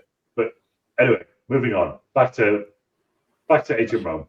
All right. So we're going to cut to Lucilla and Pascal being brought before the emperors. Thrax and Macrinus are sitting on the side there, and they are thanked by the taller emperor. I can't remember what their fucking names are. Geta is the tall one. Geta is the tall one. Yeah. Okay. And then the emperor then lectures Pascal, but Pascal cuts him off and doesn't want to hear it. So the taller emperor then says Pascal's name will be forgotten in history. Pascal says he doesn't care. The smaller emperor then draws a sword and tries to kill General Pascal on the spot, but the taller emperor stops him. Lucilla and Pascal are taken away as prisoners. Macrinus gets up and approaches the emperors. Emperor Geta then calls Macrinus a friend, and Macrinus says, as a friend, he must counsel caution and not to kill Pascal in a common way because he is too loved. He says Pascal should die in the Coliseum, which is better advice than killing him like a commoner, like a crucifixion or something. I agree. It's called back to the first one, though, isn't it? Yeah. Yes. Yeah, pretty much. Cut to Lucius in a cell talking to the healer guy again. Lucius really likes this healer. Lucius looks at the wall again and asks about Maximus and why his name was crossed out. Lucius says he saw him fight once, even though Even though in real life he saw him fight more than once in the first movie. He was at like every fight. Yeah. So he knows Maximus well. I guess he doesn't have to. He shouldn't reveal that. He doesn't want to reveal that he's Lucius yet. So Fair. I guess that's a stupid complaint of mine. I guess the healer never saw him fight, but hears legendary tales about him. The healer then tells Lucius to come with him, and the healer shows Lucius what is the tomb of Maximus, where his sword and armor from the first movie are up in the wall like a shrine. And then immediately goes into a flashback of Maximus showing young Lucius the horses on his armor from the first movie. This is like Argento and something else, and they were taken from me, kind of thing. Which every time tell me if you guys agree. Every time I see a flashback scene of the first movie, I just want to watch the first movie. Yeah, over again. Yeah. I when I want to came stop home, I watching the new instantly one. started watching the first one. It just reminds you could be watching a way better movie. Yes, exactly. Thank you, Craig. Yes, Literally, when Couldn't we have said got it home, better I threw myself. it on. I was like, "Fuck this! I want to watch the original." Mm-hmm. I want to see Maximus just be like just the aura of that guy. Just every line, especially like the meme lines. I am Maximus. It's like It's perfect. It is a 10 out of 10. They try so hard and they missed the mark. Yeah. But let's not get to spoilers. Cut to the Coliseum where Roman Praetorians are they're surrounding the front row of the Coliseum. Lucilla is put in chains in her chair. There's another hound sighting. He's now up in the box with the emperors. Looking awesome. I love him. Yeah. I fucking love him. I couldn't even recognize him until you told me. I told you, and you were like, "What? That's it." And then he talk, and you hear his voice, and you're eventually you hear him. Yes. Yeah. So Matt Lucas is announcing again. He's probably on his 9th wine by now. Looks like where he calls General Pascal a traitor. It seems the crowd doesn't buy it though. They're like, "Nah, we don't believe you." General Pascal enters the arena to face 4 pretty badass looking dudes. He salutes them first with his sword. They salute back because they probably like him. And then the fight begins. And Pascal makes easy work of these guys who swing sword. I wrote down the Stormtrooper reference again. They swing swords like Stormtroopers from Star Wars shoot lasers. They cannot. He takes care of them in 10 seconds. That's one thing I do want to give this film credit for, except for that one, because that one is shit. The fight choreography. Oh, it's fantastic. The fight choreography. It looks like the actors are actually doing it, and Lucius. I still think the original beats it out, though. Oh god, I'm right. Yeah. I'm not making that comparison. I'm just saying it actually looks good, though. It looks like Agreed. they're fighting. That last one though was like would be like if us 3 got drunk and it was snowing and we all picked up a stick. Yeah. And I went, all right, Star Wars, and you start swinging at each other. That's what it kind of looked like. I was like, you've been doing so well. Is this where the money ran out? So the fight is over in 10 seconds. 4 versus 1. The 1 wins in 10 seconds against the 4. Pretty fucked up. I'm not buying that. But then Lucius comes running up the ramp into the arena. So he's sent up there to kill General Pascal, which he really wants to do. Lucilla in the booth is chained up in her chair. Poor girl. She's having a mental breakdown because it's her now it's her husband versus her son. And Pascal as old as time. Pascal is pleading with Lucius to wait because he knows that it's his wife's son. But Lucius is having none of it. He attacks immediately. The tall emperor, I wrote, is mumbling to himself. And the hound looks like he hates his job and his boss and wants to kill everyone in this arena. Pascal and Lucius fight, but Pascal is just trying to avoid blows since he knows that it's Lucilla's son, Lucius. Pretty good one-on-one fight sequence here. Really good. Between Pascal and Lucius. Plus the element where Pascal is really just trying to avoid all the blows because he doesn't want to kill him. I thought this was a really good Pascal fight. could easily, it seemed like, if he wanted to, it looked like he would have won that fight pretty damn quick. Yeah, granted, he's a general in an army for many years, so that I'm happy that they kind of showed that. Yeah. The Hound's definitely got a character type, hasn't he? Standing there looking. He like does. The Hound, yeah. I wish he had more lines in this movie. Yeah, he's like, I work for assholes and I fucking hate my job. It's like, you're hired. Yeah, he definitely. I like that they made him the commander of the Praetorians Guard, though. That's awesome. All right, where was I in here? Let me see. We're at the end of the fight with At the fight. So the Hound looks. Yeah, Pascal and Lucius fight, but Pascal is just trying to avoid blows.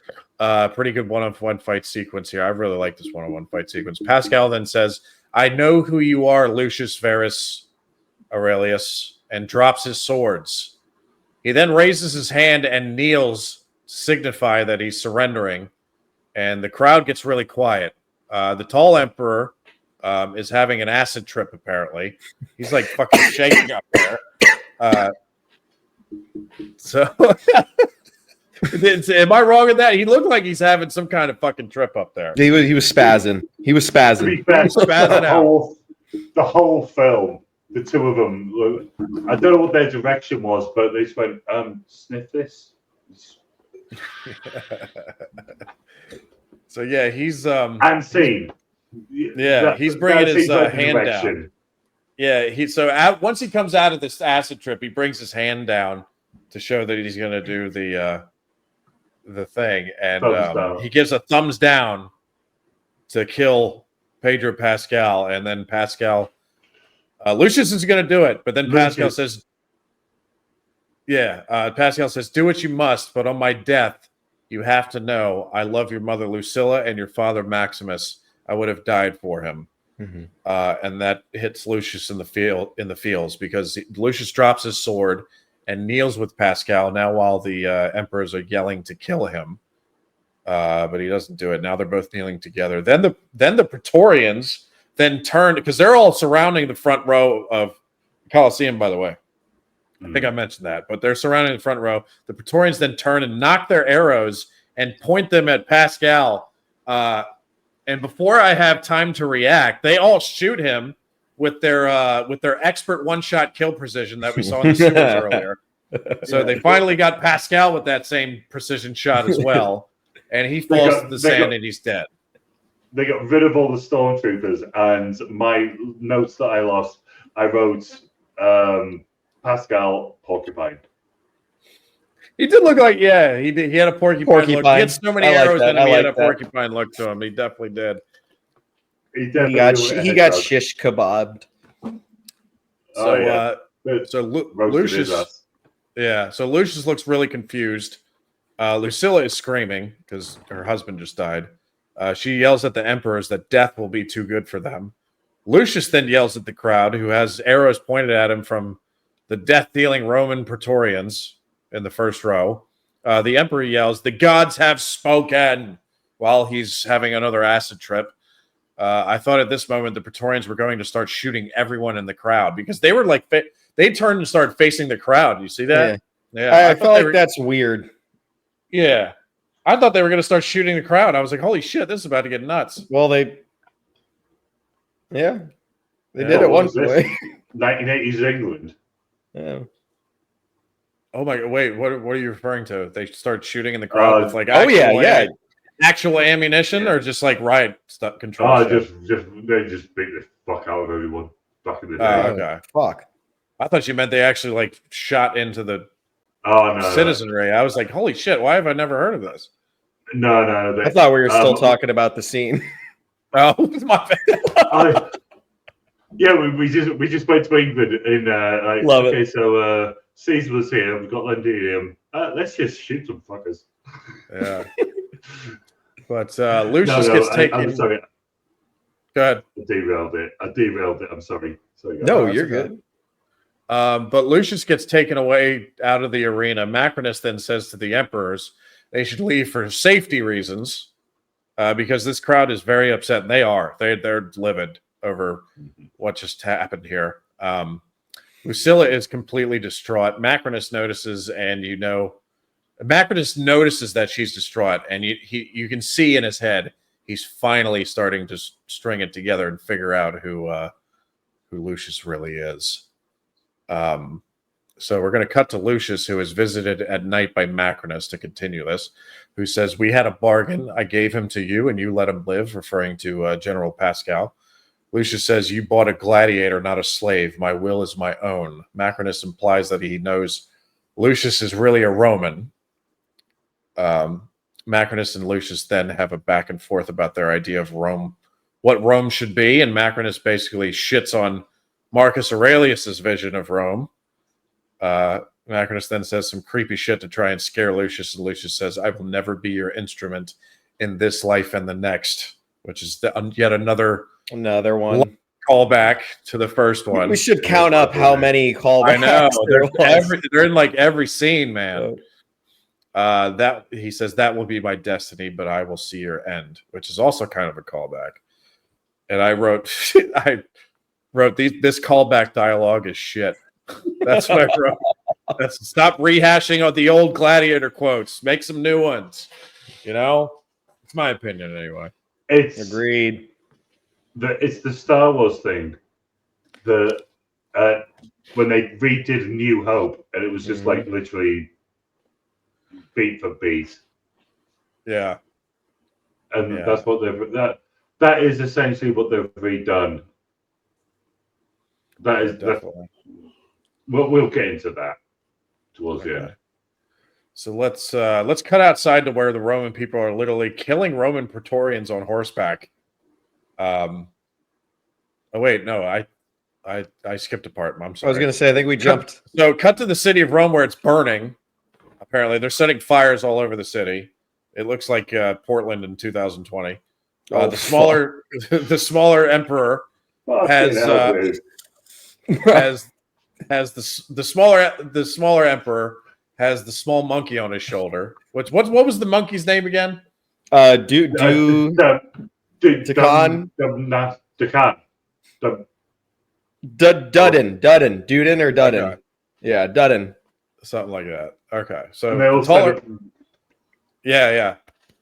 the taller emperor then gets mad at the smaller emperor and throws water in his face. The smaller emperor leaves, and the taller emperor implies that the smaller emperor has syphilis and it is infecting his brain. Accurate. Yep. Yeah, it does infect your brain. So yeah, that's definitely making him go crazy. Al Capone. That's the prime example right there. Did Al Capone have syphilis? He did. Oh yeah, he went fucking nuts. I thought he was just a psychopath. I didn't know syphilis. He was a psychopath before the syphilis, but then once he got the syphilis, he couldn't. He just lost his shit. He couldn't. Nice little blend of shit. Yeah. Yeah. Okay. Psychopath without a brain. That's exactly what you want. Yeah. Yeah. So we're gonna do a quick cut back to So cut to outside where the Roman people are literally killing Roman Praetorians on horseback. It's gotten to this point now. The people are pissed. And they're actually getting their hands on Roman Praetorians. So that's not a good sign. Okay, quick cut back to Macrinus, who fake consoles the smaller emperor. Macrinus realizes he can now take full advantage of how inept and this syphilis-infected guy is, and starts telling him how awful his brother is. Macrinus even implies that his brother is going to kill his monkey. And that's how you see the wheels turning in Mr. Syphilis guy's head. He's like, "Oh shit, I gotta kill my brother now." Yeah. So another shot at my monkey. Yeah, don't fuck with my monkey, man. Put him over the edge. Another. You gotta make a meme out of that. Yeah, another shot of the Roman people outside lighting fires and causing destruction. Syphilis Emperor confronts Tall Emperor with a blade and actually takes a swipe at him. It nicks him in the hand, I think, or something. It cuts him damn bad. Yeah, he's blood everywhere.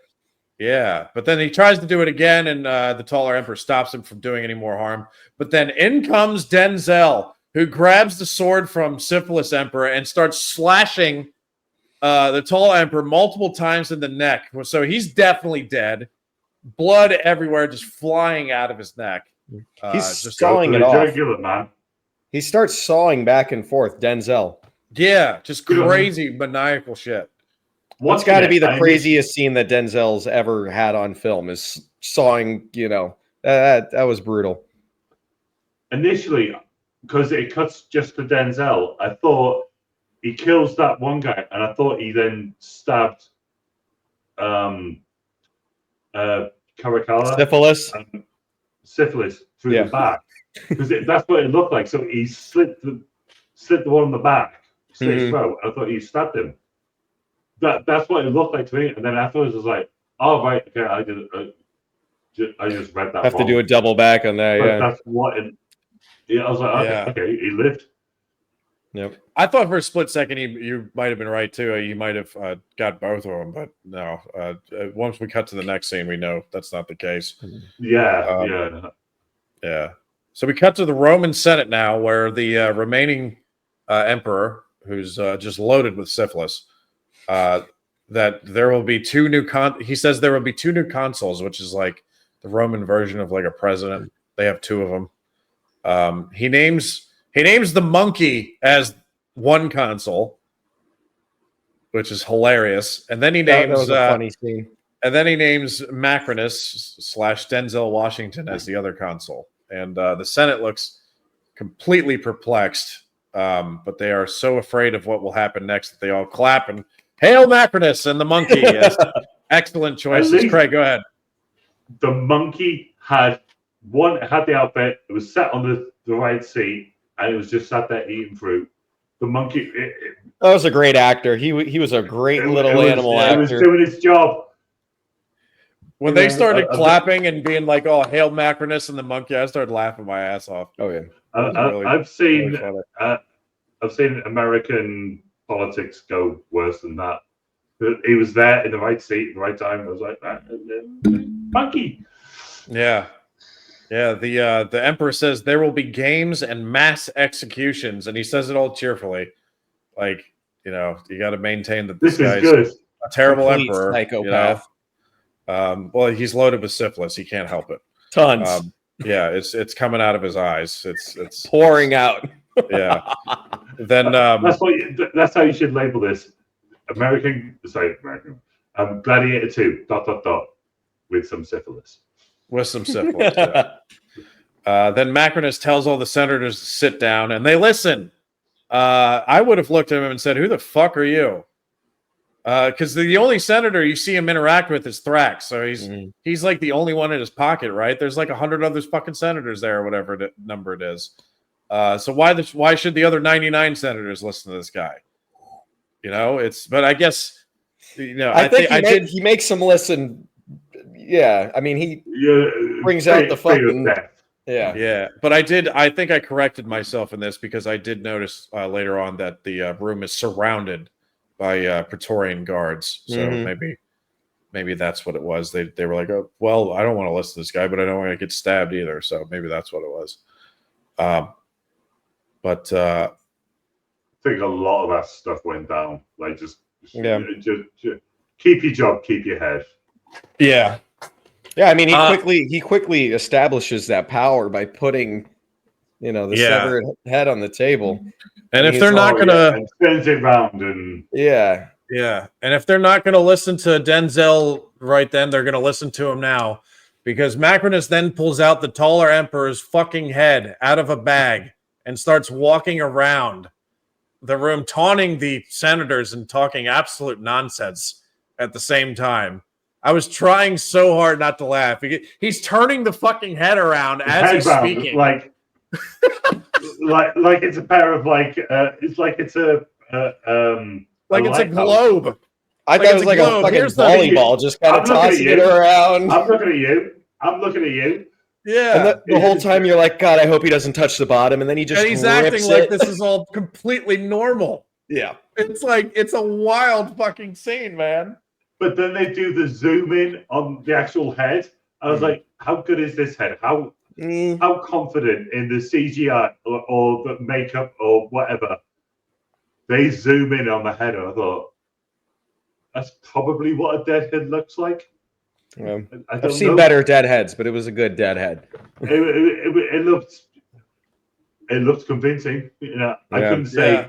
no. I've seen a real deadhead, and no, it's not. Mhm. But Yeah. they went there. They definitely went there with that one. Yeah. I bought it.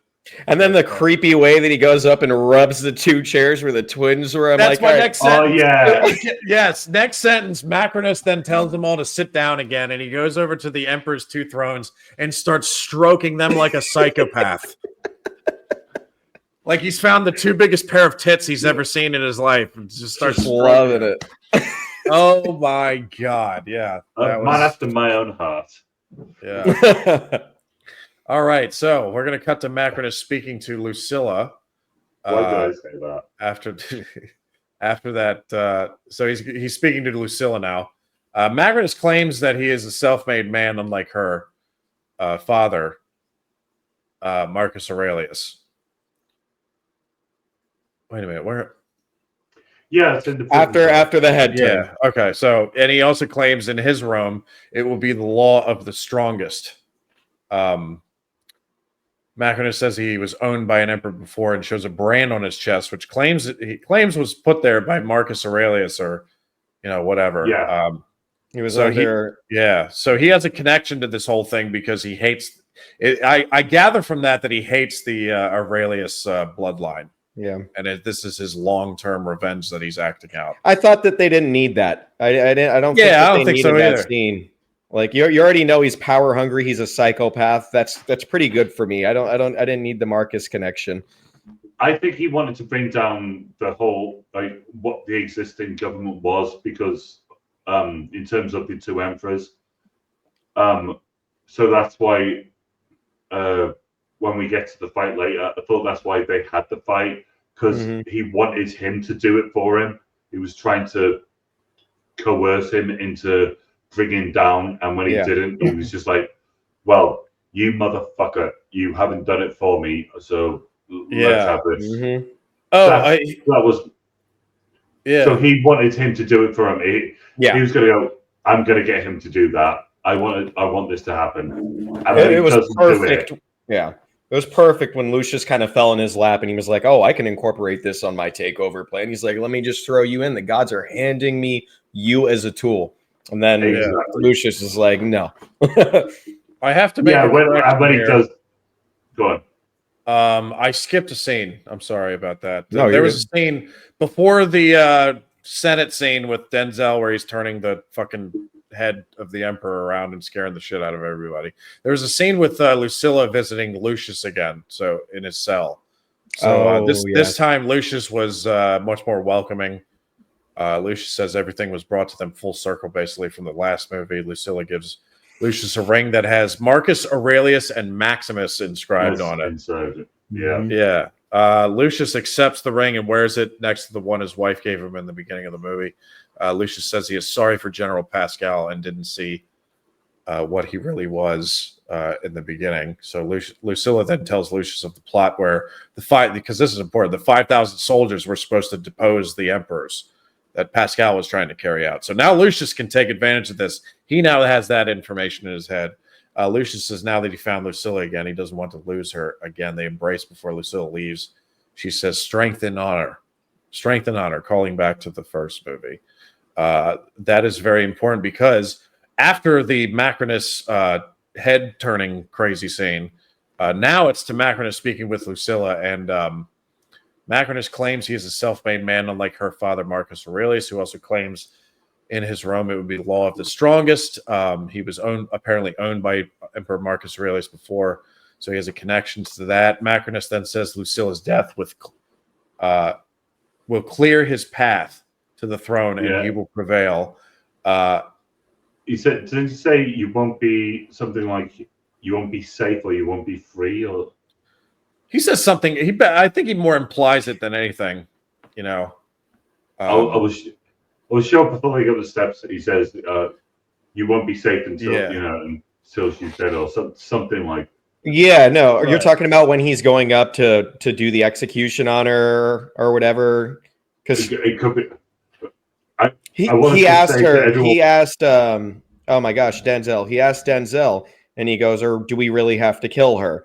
And then he said, "You won't have power until she's dead." Yes, yeah, that. Yes. Yeah, so I just want to say to everyone, it's like 4:38 in the morning. Yeah. Yeah. I also have a major problem with this scene because I remember I just went back to do the scene with Lucilla and her son Lucius, where she just visited him. But then you cut to this scene with Macrinus and Lucilla, and as Macrinus walks out, it's very clear that Lucilla is a prisoner. But Yeah. she wasn't a prisoner in the previous scene if she's going to visit fucking Lucius. Yeah. And then she's walking around even after. Oh, yeah. And then she's walking around.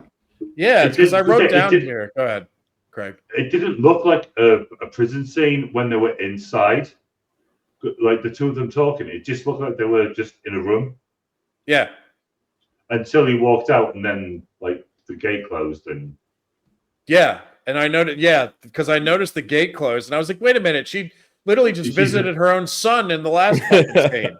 So is she a prisoner or not? How was she able to sneak away and see Lucius in the middle of the night on the same fucking night? Yep. It was literally 2 scenes ago, and she's off to see her son with no trouble whatsoever. She's thinking to 2 scenes herself, later, God. She's revealed to be a prisoner. Yeah. She's thinking to herself, I'm happy I did that 3 minutes ago instead of now. Yeah, unless she snuck out of her cell, put herself back in it, you know? Anyway, whoops, sorry. I digress. So we're going to cut to Lucius, who calls the healer over, whose name is Robbie, apparently.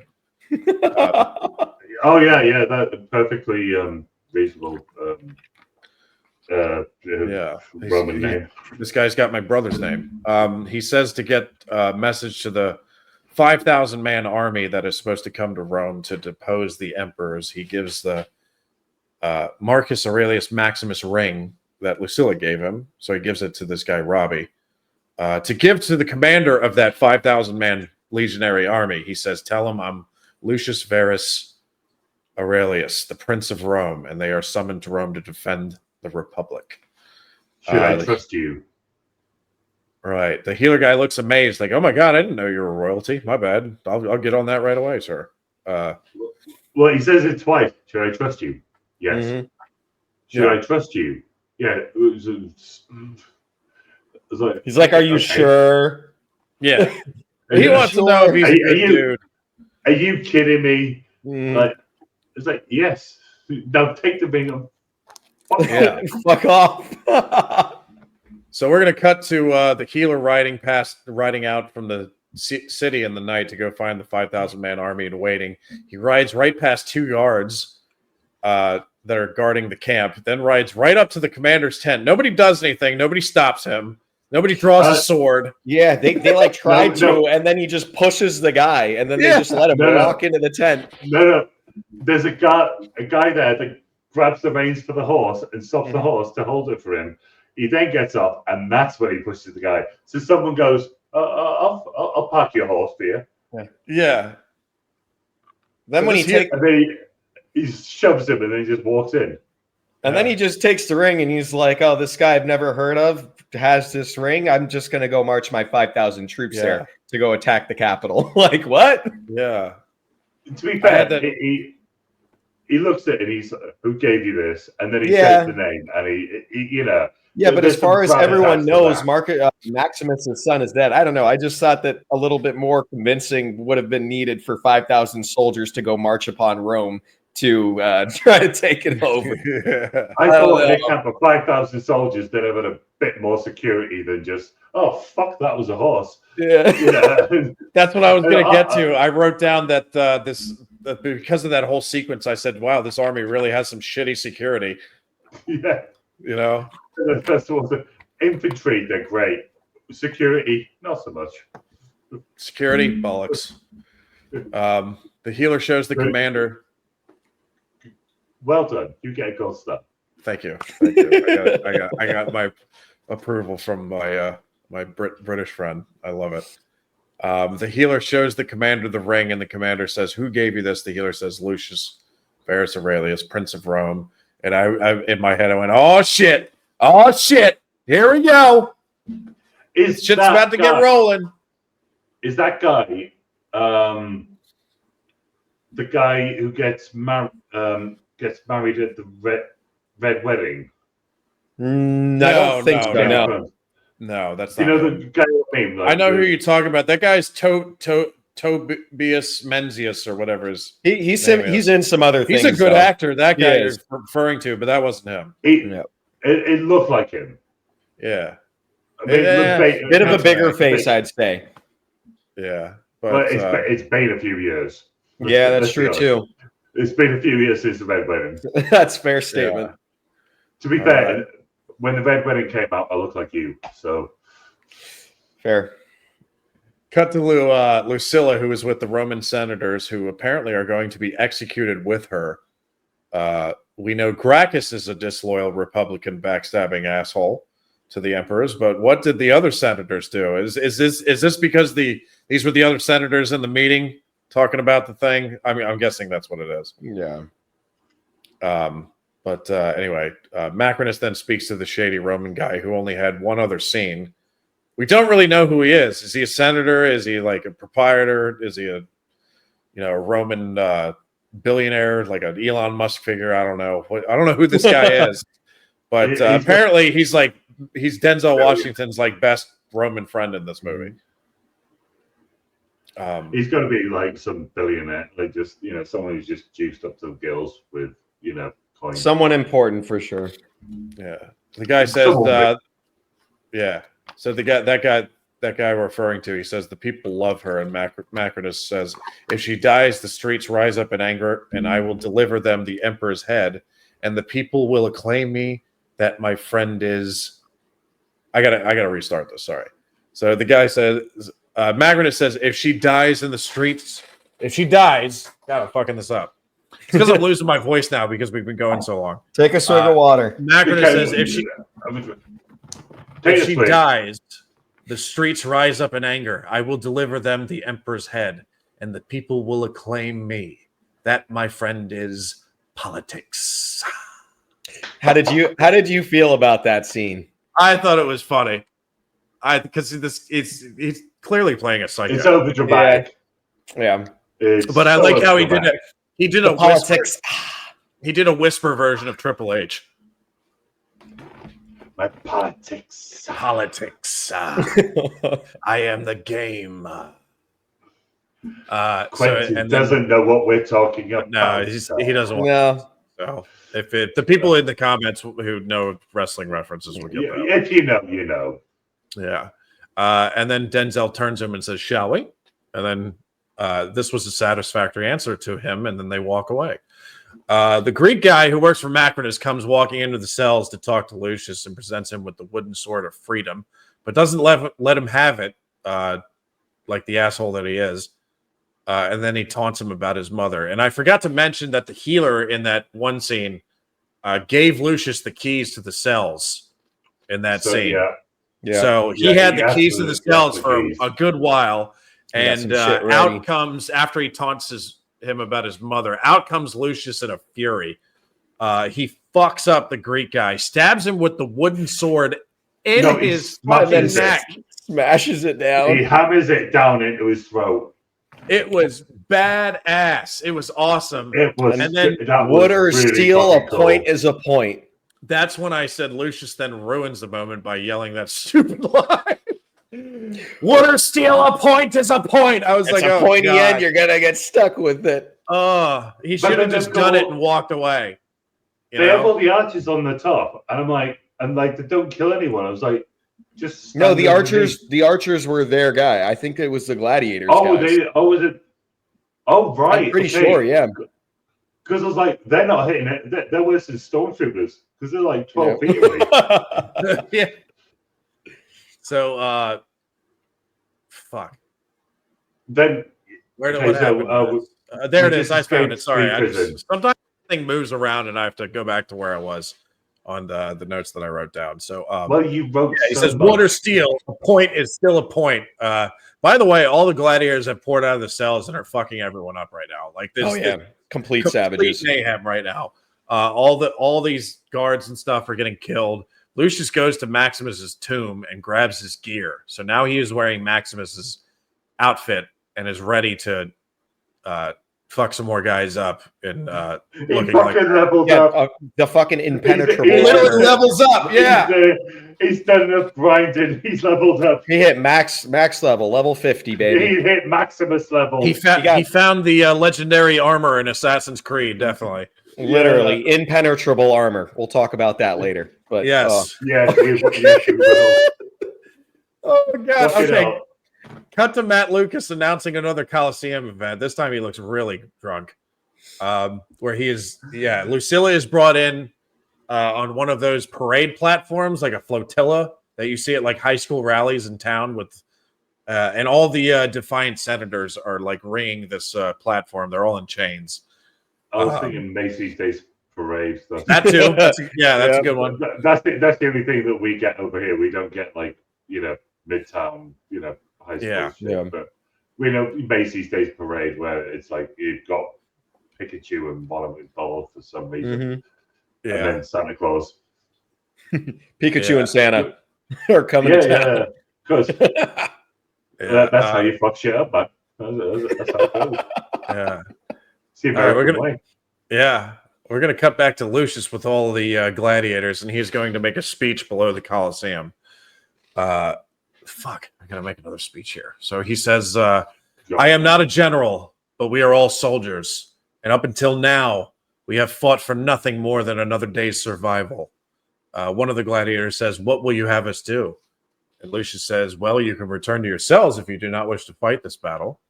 Or you can join me and fight for a freedom far beyond these walls. There once was a time when honor meant something in Rome. In this Rome, I no longer believe that exists. We must find it. Some more, I wrote like blah, blah, blah, blah, blah, blah. Then he raises his sword and says, strength and honor. And the gladiators say it back 3 times. Strength and honor, strength and honor, strength and honor. So yet another callback. But I like that one. I like that. I think that one was pretty Can cool, I just I quickly do love say, that strength and honor line. I really Go quick. did not. I just don't think that speech was delivered well. I don't want to shit on everything because I think that there's a lot of great parts. But the way that he delivered that speech, I felt no emotion throughout it. I just felt like the shit was just some rehearsed wash bullshit. It just wasn't it for me. I don't know. I felt like I had heard that speech a million times in 20 different movies, and it just didn't hit. Okay. For do you me, think? the one thing that didn't click, and this is going to sound stupid because obviously I know, but the guys who had the death masks on, like the pull down death masks, it's like they're everyone that you guys have been fighting, like they're the enemy, and there's like a bunch of them, and it's like in the background, you mean? like when the camera pans when he's doing the speech, camera pans, and there's a couple of guys with the death, I'll call them that, death masks on, and like, what are you doing here? You're not supposed I to didn't be here. notice that. So yeah, I'm gonna have to somehow rewatch that scene. Yeah, somehow They just look super out of place in that moment. Yeah, it's just like it pans around. There's a couple of guys and they've got the masks pulled down. Like, yeah. you're not supposed to. I know what you're referring to. I just don't remember seeing them in that scene. Yeah, I saw them there. And I thought, okay. I mean, I just thought like they're just gladiators who are just they're on their side. But I thought it doesn't look right. Do you know what I mean? Yeah, I know what you mean. I hope I'm not Super out of place. Yeah, it's like I don't think you over there, mate. Over there. It's like the guys in front of them are just thinking, "Who the fuck is behind us right now? What's going on back there?" It's like, oh no, mate, this is section A. You're over in section B. Yeah. Fuck off. Yeah. We're gonna kill you in about 5 minutes. Yeah. No spoilers. All right, let's cut to the gladiators preparing to ruin this Coliseum event here. After they just listened to that glorious speech by Lucius. Lucius then enters the arena. Matt Lucas calls him Hallow or whatever his fake name is supposed to be. I know. Yeah, and in the center of the arena, Lucilla is still on this flotilla thing, and the disloyal senators are in chains around it. The whatever the fuck it is, I don't know. I love that. The Praetorian guards march out to surround them all. Lucius looks at Lucilla and nods as if everything is under control. He seems pretty poised at this moment. He then raises his sword, and the gladiators start flooding out of every entrance into this arena. Every one of them, just gladiators pouring out everywhere. This is a massive sequence here. The Hound all of a sudden turns and says to another Praetorian officer to summon the cavalry. The Emperor. So that's his first line, even though we've seen him a couple times at this point. So Rory McCann is finally speaking. The Emperor that's still alive is loving everything, not realizing what's happening. Quentin, you thought that was hilarious. Oh God, yeah. Yeah. He's like, oh, I love it. Yeah, he's like, I love it. This is war. And then meanwhile, Denzel is just looking at him like, okay. Yeah. Denzel's like, all right, we'll see how this plays out. Yeah. So the Hound then turns to Macrinus and says his Praetorian army is ready to fight. Macrinus says, ride to the gate and hold it. Chaos. It is crazy right now. Chaos is erupting in the streets in the Coliseum. Chaos is reigning supreme in Rome right now. One of the Praetorians gets close enough to kill Senator Gracchus and does. So the goodbye, Senator Gracchus, who very is quick death, very underused in this movie, Yeah. I think, and didn't have much screen time. He had quite a bit in the first movie. So Good to see him, though. I'm glad. it was Yeah. good to see him. I'm glad he's valid point. I'm glad he's still alive. Honestly, the guy that plays him, Mhm. because he was already old at the time he made the first movie. You know. Yep. Do you know what? He's like Bill Baggins. He did not age a day. He looked exactly the same. Yeah, He you looked can tell in old his then, voice he though looked he was old now. older though. His voice gave away that he was. Oh yeah, He's aged a bit. yeah, but For sure. but looks wise, it's like Christ. He's Yeah. got What minutes do you some Mel take? Gibson. Yeah. Yeah. So the Roman people are now fighting the Praetorian in the stands. This is pretty wild. All of a sudden, Denzel gets up and moves towards Emperor Syphilis here. He walks up behind him, stabs him in the fucking ear with a goddamn dude. He stabs him in the ear with an ultra thin anal depository or whatever the fuck the thing is. And I was losing my mind when this happened. Because he just jammed it in there, and he's like, he has him by the head, and he's just like, "Grr." And I was like, whoa, Denzel.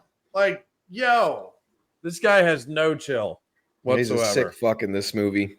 I've got perforated eardrum, and like I've had to deal with stuff going in my ear. That just, oh god, that went through me like a cold shower. That scene was ice honestly cold so shower. hard to watch. Oh, he's literally like pushing it into his brain. Okay. Like, Yeah, but they didn't shy from it. Like you saw the blood, and it just zoomed in on his ear, just like yeah. Ridley Scott is known for doing that. He did that in the last Duel or whatever that movie was at that end scene. And oh my god. I think that was Ridley Scott's last good movie, honestly. Yeah. Was the is that the one with Matt Damon?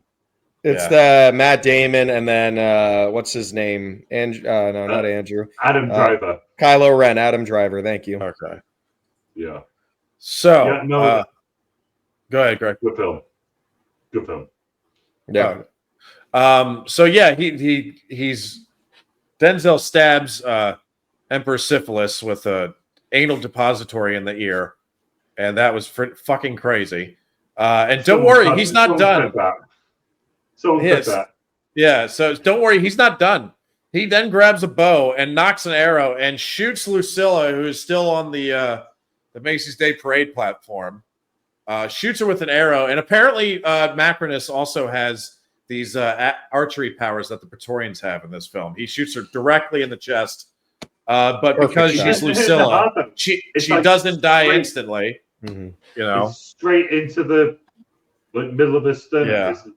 There's no organs there. Yeah. So and she Denzel gets her right before Lucius is about to save her. So she is a dead woman. Macrinus escapes on horseback to try and reach his Praetorian army. It now cuts to the road to Rome, where 5,000 Roman legionaries, whatever you want to call them, led by some guy that the healer just talked to. They're facing the Praetorian army headed by the fucking Hound. My money's on the Praetorians if it actually gets to this. The shots of these armies coming face to face with one another was dope. It was dope. Them marching and forming up and facing one another. I was like, are we about to see a Roman on Roman battle scene? Because this would be awesome. If I was really hoping for that. Yeah. And it kind of reminded me of the intro. Sorry, go ahead, Craig. Go. It reminded me of the intro scene of Gladiator 1 where you have the Romans all lined up with, their hundreds of horses and then the barbarians come out. I just was ready for that. And then what happens. Yeah. I love the fact that they had even though they had the river and the two sides, they just had the two different colors. And I just love the fact that there's going to be no second guessing, are we killing our own men? It's like no friendly fire. No. Yeah. Which I actually, now that you mentioned that, Craig, I think that is actually, I think the Praetorians did wear purple and the regular legionaries were red. So because I think that is the thing. A royal color, I believe. Yes. So that would make sense. Yeah. I think at the time it was like the most expensive color you could you have to get it from sea snail fucking hell. Sea snail shells. Yes, it's 5 o'clock. It's just gone 5 o'clock in the morning. Good. It's a tongue twister whether it's 5 or not. That's a rough one to say. Seashells, snail shells. Yeah. On the seashore. You have to get it from that. You have to grind so many to get that purple color. So for them to have all that color, that would make sense as like a Royal Cavalier sort of, armament. But yeah, it was just like the opposing sides and then the river that just divides them, and then they just go, me, you, man. Brian, take us away. All right. So we're going to, I was thinking we were going to get a Roman on Roman battle, but of course we're not going to. That would have been awesome. But, no, the budget was really running thin by the end. I was like, we're going to see formations, Roman tactics. This is going to be great. And then, it doesn't happen. We wasted it on that rhino head.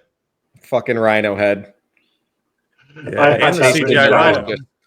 I actually think I had fucking rhino head written down because it had the back of it as well. It wasn't just like the rhino head; it was like the back of it with like.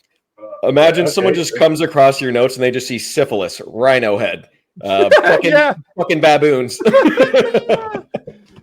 All right, Brian's had a good weekend. Hey, yeah, right.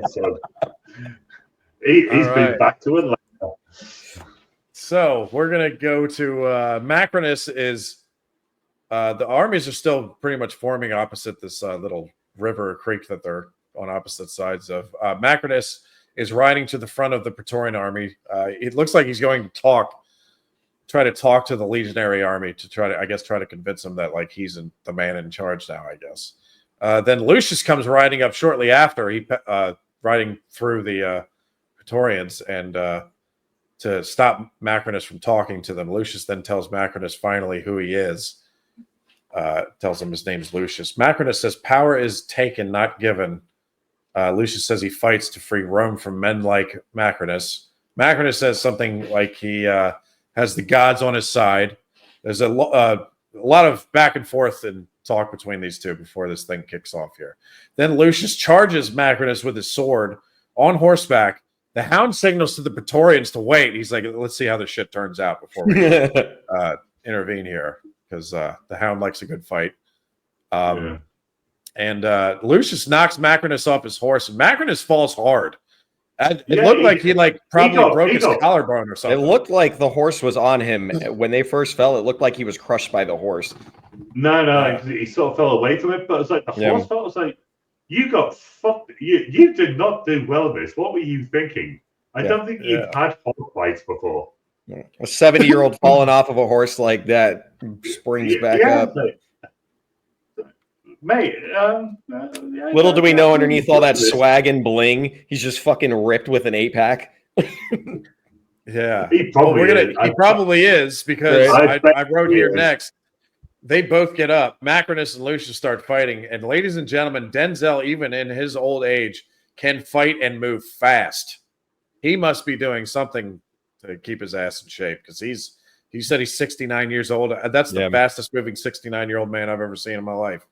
Macrinus has the upper hand though, and then he kicks flaming grass in Lucius's face or something like that. There's like embers or stuff, and Macrinus just kicks it right in his face, so his face gets all burnt up a little bit. Do we know where that came from, by the way? The flaming grass? Yeah, I don't know. It's like something was burning like nearby. Yeah. There's always something. There's always torches. Yeah, it's Rome. Yeah. So Rome is burning. Yeah. So yeah, he kicks the flaming grass in Lucius's face. Then he throws him into the river that they are close to. Macrinus has Lucius pinned down in the river and starts thrusting his sword into his chest as Lucius is like under the water, and Macrinus is on top going like this, like 20 times.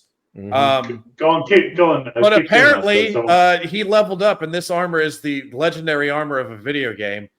Maximus's invulnerable armor is the sword is not doing anything to it, even though he's trying to hit it like 20 times. Lucius is almost drowning while this is going on, and then Lucius has this dreamy sequence where it's like he rises up, and that's when we come back into the scene, and he comes out of the river, knocks Macrinus on his ass. When Macrinus gets up, Lucius takes a swing at him with his sword and cuts his fucking hand off at the wrist, and blood just starts squirting out. It's about that. It's like you think so? I thought it was like it's like just like maybe like right here.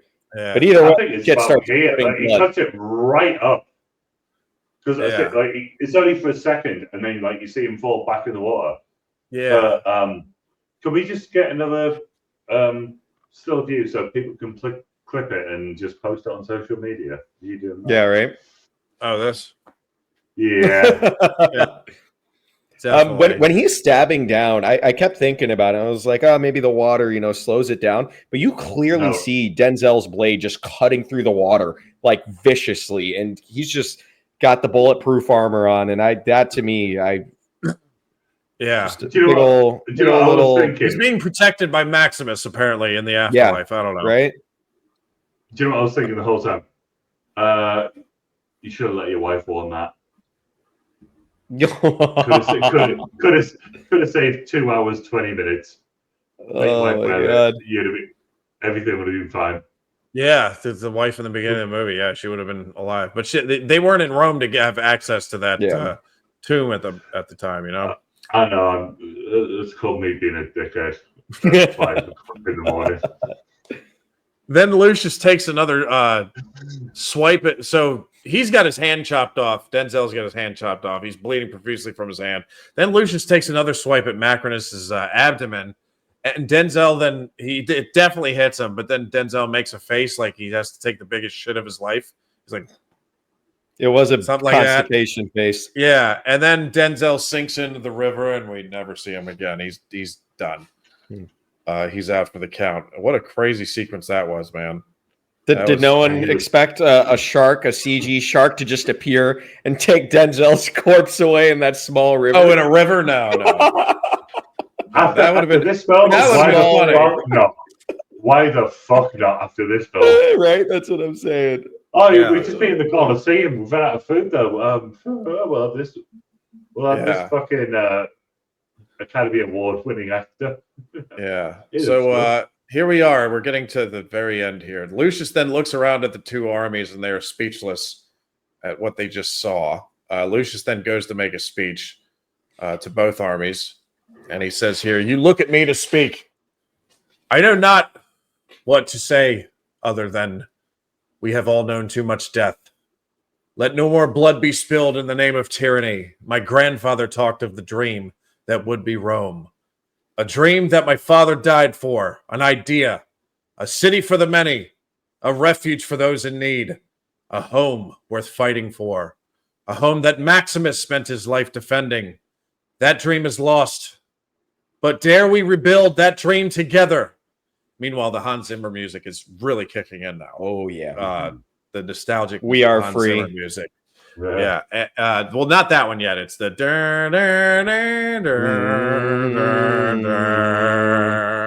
that's beautiful. Yeah. And then the Hound, and while he's doing the speech, the Hound looks like he wants to make love to Lucius now. He's like, fuck yeah, I love this goddamn speech. This speech makes me want to fucking murder somebody, dude. Yes. Say it louder. Yeah. He's getting a speech boner right now. Lucius then says, "What say you?" And all the Praetorians and legionnaires put their swords away just to take them back out again. And they all say, "Aye," in unison. "Aye, aye, aye." And now the music is super heroic and blaring. And the faraway shot of this at the end is really good, showing all the soldiers. I really like that shot with all the soldiers. I really like those faraway shots that show like a lot of stuff that's going on in a shot. So I appreciated that. And now we're getting to the ending scene here. Now we were back in the Coliseum at night with just Lucius, who goes up to the flotilla that Lucilla died on. He touches the wheel. It has blood on it. I guess it's her blood that's on there. I don't know. But then he turns back around and walks. Yeah, I think you're right. He turns back around and walks towards the sand. He kneels and picks up some sand and rocks in memory of Maximus again. Yeah, like we didn't have this enough. He did it like 7 times. The "Now We Are Free" music is kicking in, which I fucking love this music. Yeah. It's so good. Lucius says he's holding the rocks in the sand and he's saying, "Speak to me, Father." And now it's the song to the ending of the first Gladiator movie, which is "Now We Are Free," and it's so great. And then Hans Zimmer's music is back to end the film, ladies and gentlemen, just like the first Thank God. movie. Fade to black, movie is over. Wow, what a ride that was. So that's it. We finished the whole thing. It only took us 3.5 hours. That's not bad. That was longer than the movie. The movie was like 2 hours and 2 hours flat, right? I thought it was 2 hours flat. Yeah, I think it was. For anyone still watching this, you two went to the cinema today. I'd seen it and I had rewatched it, and I took notes twice and lost them. And you two had to go to the cinema, and I rushed back to immediately write down all these notes and go through the entire movie. Yeah. You had pages and I had pages of notes, and they were dog shit. You had script. You had a script. I didn't want to do like script. quotes. I didn't want to do quote. The only time I really did like long quotes was when a big speech went on. Fair. Like the Lucius. I basically did both of Lucius's speeches, which I'm in agreement with the first speech. Even the second one, I was like, it wasn't terrible, but it was like, I don't know, And it also it kind of sucks because it's like you kind of heard this speech from oh my gosh, my names are off tonight, man. From Russell Crowe. You've heard it many times, and Maximus, and then it just doesn't. Nothing transpired after that speech. So what the fuck is different for the next 16 years as it was? I don't know. Right. So all right. So what we're going to do now? Go ahead, Greg. I think I was just going to ask if we're going to do what you're going to say. Okay, so we're going to do a movie rating scale. We do it on a scale of 0 to 10, and then you explain a little bit why you put it there. So, Craig, we'll start with you. What on a scale of 0 to 10, what would you rate this movie? I'll give it a 6 because you can go in, not know it. There's enough exposition to fill everything in. I am tainted because I've seen the first one and I love it. And I think we all are. I don't think any of us can give it a fair shake because I think everyone here loves this film, like the original. And it didn't do anything that it wasn't trying to do. It didn't fuck up anywhere. The CGI was off some places, but there's a better film out there, and it's called Gladiator. Preach. Best film ever, in my opinion. It's my favorite. Damn good. Captain Quintano, hit me with your rate. What would you give this movie? As much as I criticized it, I enjoyed a lot of this movie. It kept my attention all the way through. For myself, there were some even tear-jerking moments. Thanks to Hans Zimmer score at the end of that. Definitely got some good tears out of me. But I enjoyed it so much. I don't think it is a perfect movie. I think it has a shit ton of flaws. But for me, it's one of those movies where I could sit down, I could watch it, I could love the action, I can love the crazy shit, even if it doesn't make the most sense, and I can just sit back and enjoy a good, very cinematic film. And we don't get a lot of big blockbuster movies lately, so it's nice to just sit back and enjoy something that is a spectacle. I enjoyed it a lot. 7. Okay. Craig, I actually like that you mentioned that. If someone who has not seen the original, they probably would like this more. Queen Boomer actually mentioned that to me when I got home. She was like, if nobody ever saw the first one, they probably like this a lot more. But because there is a first Gladiator movie, that's amazing. That's tainted it. That tainted it. Yeah. All right. So I'm gonna rate this as a 5. I really I didn't hate this. It was I was going into this thinking I was going to hate it, and they were already from seeing the trailers. I was like, oh Lord, what have we done? But watching this, there were some good parts to this, but I think honestly I would rate this higher if there was some monumental performances in this movie, which I don't think there is one. In the original movie, you have Russell Crowe and Joaquin Phoenix putting two of the most tremendous performances you will ever see. And this movie does not have that from a single person. Denzel's character was definitely, I thought Denzel did good. His character was definitely very interesting, but he didn't wow me like he usually does in his other performances, or he didn't even come close to the level of Russell Crowe or Joaquin Phoenix in the original movies. And I felt that is what was holding this, even with all its flaws, that was what was holding this movie back more than anything. You needed a very dominant, compelling, just amazing performance from one of these actors, and I don't think we got it. That's fair. The lead guy, Paul Mescal, or whatever his name is, he was good enough, but he wasn't. He didn't have that wow factor at all. I thought you got to say he didn't get an A. Right, you passed, but you didn't do that good. But it's hey, I'm not trying to criticize him too hard because it's tough shoes to fill to take the lead in this movie. God, those sandals are very big to fill. But just to go back to what we spoke about in private yesterday, Denzel is a generational actor. I don't think there's any 100%. One of the three of us. I said I think this is his worst performance, and I think it was you, Quentin, who said, "Is that because he's not the lead?" Yeah. And I think potentially, if the story was rewritten and Denzel was the lead, I could see this easily going into a better film. I don't know how they do that. I don't know what the story would be. Denzel was fucking great in this, but for me, it was just his flattest I've seen him.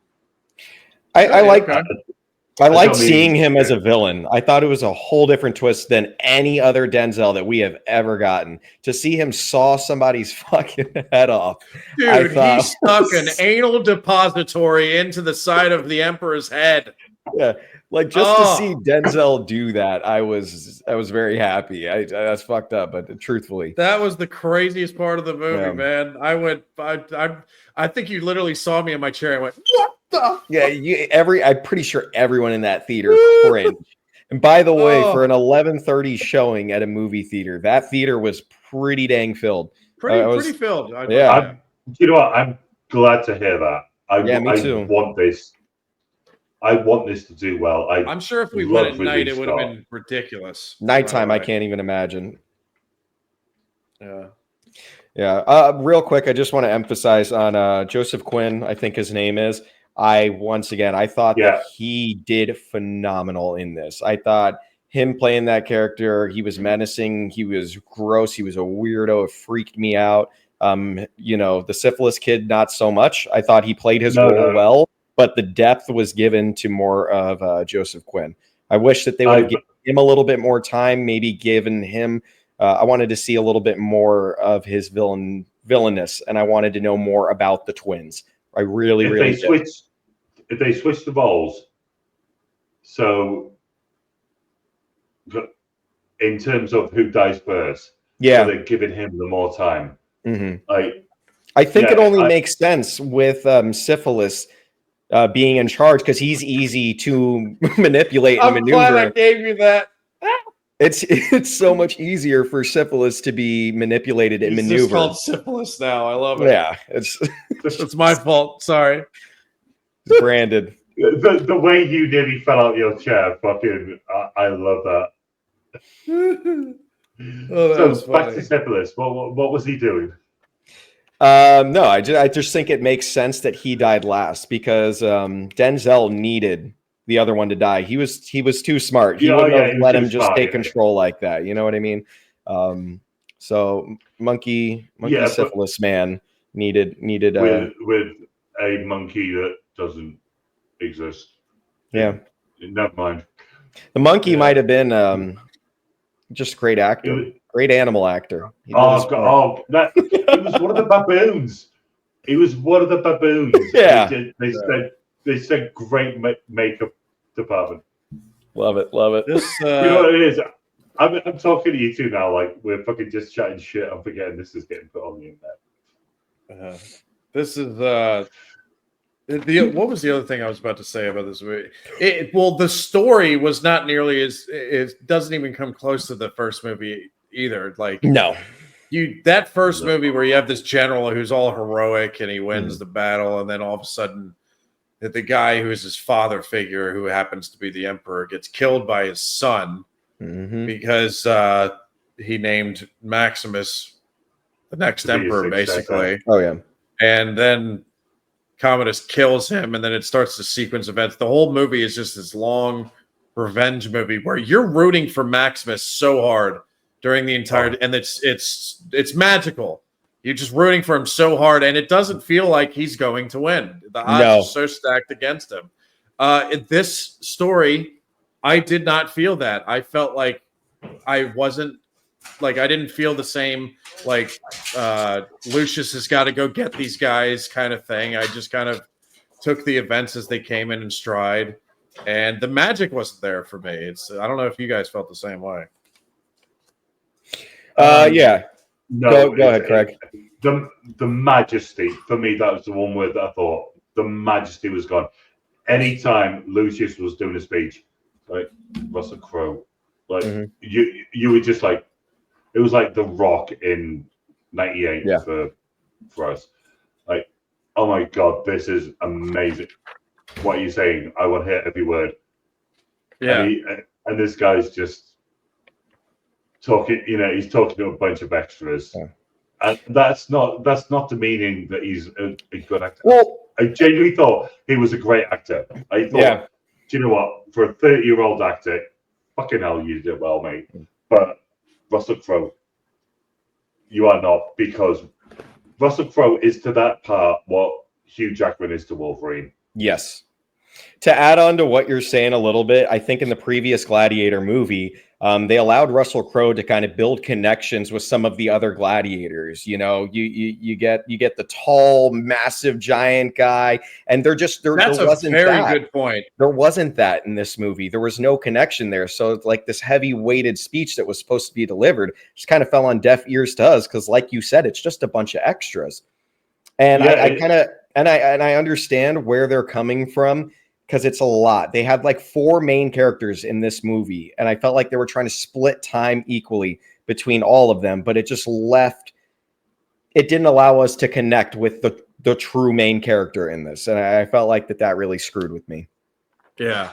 Those are the gladiators in the first one, like the big fucking jacked up dude, And then the black guy. What's the black guy's name? He's great. He's been in everything. He's amazing. Yeah. I have His side story is incredible in Gladiator. Shimon Hansu. Are you talking about the first movie? Yes. Yeah. Yes. I think that's how you say his Thank name. you. If I'm wrong, correct me, please. I know it's like a French All right. name or something. Don't- But yeah, him and the guy that plays the German guy. Yeah. Yeah. The big jacked up. the And one you who felt like you Denzel- got to know them as Yes, well. Yeah, absolutely. because they're friends with him. They just go, where are you? Do you know what? If I'm with you and you, we survive. Mm-hmm. And they just go, right, fuck it, right, we're boys, for life, and like that's how they roll. That is, I know that sounds really gratuitous, but no, that is how they roll. Like, they just like they're always going to be in the same groups together. Right, come on, you, right, you're my generals. Let's fucking do this. And because of that, like I could tell you right off the bat, we were like, yeah, the Numidian guy, and the German guy in the first movie. We know them. We know several of their lines. We felt like we got to know them a little bit. I couldn't tell you anything about the other gladiators. Any other gladiators. And Yeah. the first one that they make you feel like you're gonna have a connection with when he's on the boat with whoever the guy was from Africa, they make you feel like you're gonna get a connection, and then 5 minutes into the film, his fucking neck gets ripped out by a baboon. And then it's like, I guess that's not gonna be his friend. Yeah. Bad way to go. Yeah. They're all sat behind the monitor going, did you not see 300? Yeah. And then there's I'll hate myself if I don't mention this scene, but there is when the naval battle, there is Lucius is jumping onto the boat. He puts his arms out, both of them out, and just jumps forward and falls into the boat. And that whole scene, I literally laughed. He just jumps out, arms spread, and like just takes two guys down. But it's like he's just jumping and hoping. Oh yeah, no, he does. It's like double clotheslines them. Yeah, it's double clotheslines, and I'm like, all right, wrestling move number fucking 3. Yeah. Once again, though, still think it's a 7. I enjoyed it very, very much. I just got a lot of critiques. Right. So now we got something called go ahead. Nope. Let's go to it. I was just going to say something stupid. Oh, okay. So I saved you. Okay. So we're going to do something called the Muppet meter, which is on a scale from 0 to 100. That means that basically the amount of ridiculous shit that you saw in this movie. So you can rate it on a scale from 0 to 100. For me, it was pretty high. Some of the shit. It was about a 70 for me. I'm throwing an 80 out there. 80. Okay. Can we get some ground levels so we know what the base and the like? Yeah, the base is 0. That means there's no Muppetry. Everything's flawless. Yeah. And I know. But what is peak? When can I go, Meltzer? Peak Muppetry is probably what's a movie that has a lot of it, like something like the latest Matrix movie, or something that's so ridiculous. Or if you've seen Twilight, you can use that as max Muppetry. Oh god, yeah. Okay. Yeah. Both of those are great. Yeah, something along those lines. What would you rate it, Craig? Not using Hans Zimmer. Sharks in the Rome Coliseum. Fuck me dead. What? The wrestling. Can't forget about the WWE. Hey, the angle. Do you know what the angle slam was? Dude, I popped for the angle slam, but it was that was the best thing. It was ridiculous seeing it in a fucking Roman Quentin, movie. I was really getting on with you. How dare you, sir? How dare you? I'm going to give this for Muppetry. I'll give it 8. I'm going to give it a 77 because I know there's going to be way worse shit that we're going to see. Because this film wasn't bad. It wasn't great. There was a lot of shit to criticize. But god damn it, it wasn't bad. 77. There's a lot of things to laugh at. But there's something. There is that. Honestly, if that naval sequence didn't happen, I probably would have rated not just the Muppetry would have gone down to like a 60 or maybe even a 50, and my movie rating would have went up a notch. It would have went from 5 to 6 because that whole sequence was just so so damning. Fucking ridiculous. They probably just did the naval so they could throw some crazy crap in there for the trailers. But it's be not like it we wasn't, need to see this.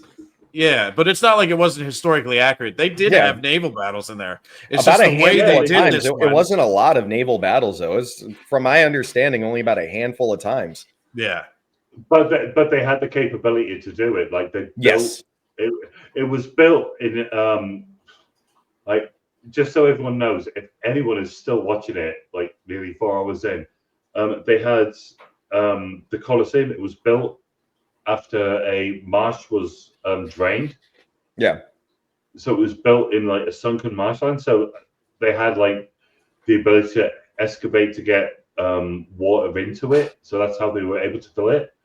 Yeah. So they were able to get the naval battles. Like it really happened. Yeah, we actually, me and my wife, we were just underneath the Coliseum. We did the whole underneath so you the went Coliseum pillars tour. there. Yeah, I'll send you some really cool pictures from it. But they explained on how all of it worked, their elevators, how the animals would be bought up, etc. It was so cool. Yeah. Do please. That is one place I'll send you some great pictures and videos. Yeah, please do, my friend. I don't know why I just right. stumbled there. Like, yes, please do, my friend. Got you. It is nearly 6 o'clock in the morning. Yeah, sorry. Sidetrack. Sorry. Is there anything else that we should cover before we hop on out of here? WWE. A certain someone else rating.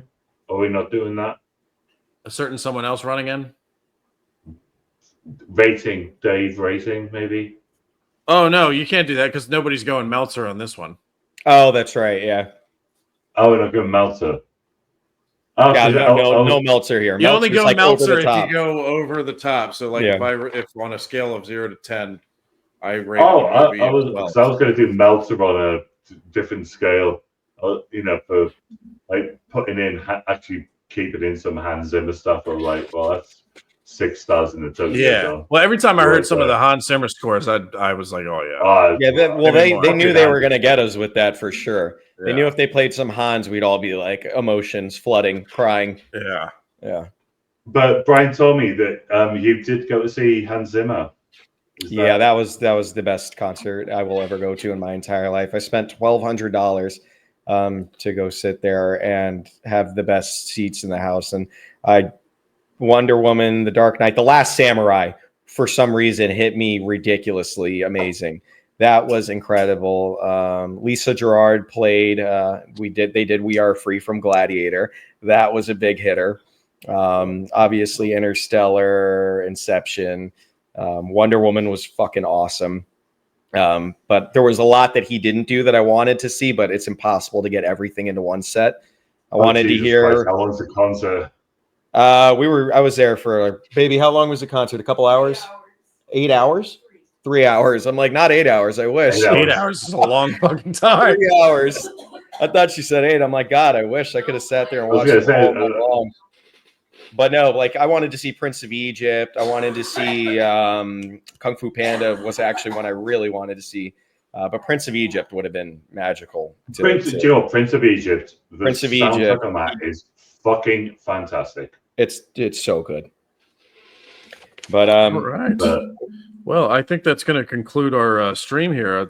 Everybody who tuned in till the end, thank you, because that was long, really long, almost 4 hours long. But I'll tell you what, it's this podcast / movie review channel. It's going to be me, Captain Quintano, and Craig, and we're going to be doing it. We're going to be recording these every Friday, but we'll drop a new review every Monday, and then throughout the week, you may see some snippets of that throughout the week. So this is going to be our Friday project that we do, and then drop the videos on Monday.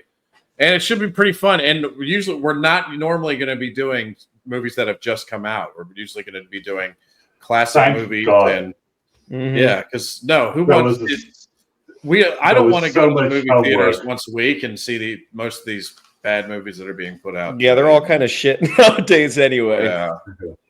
Take it back a few years, enjoy cinema when it was good. If you're watching this, we all put so much homework in to try and just like get right, because this is semi-correct to history. So we had to we were looking at what is right to history. And I lost my data twice.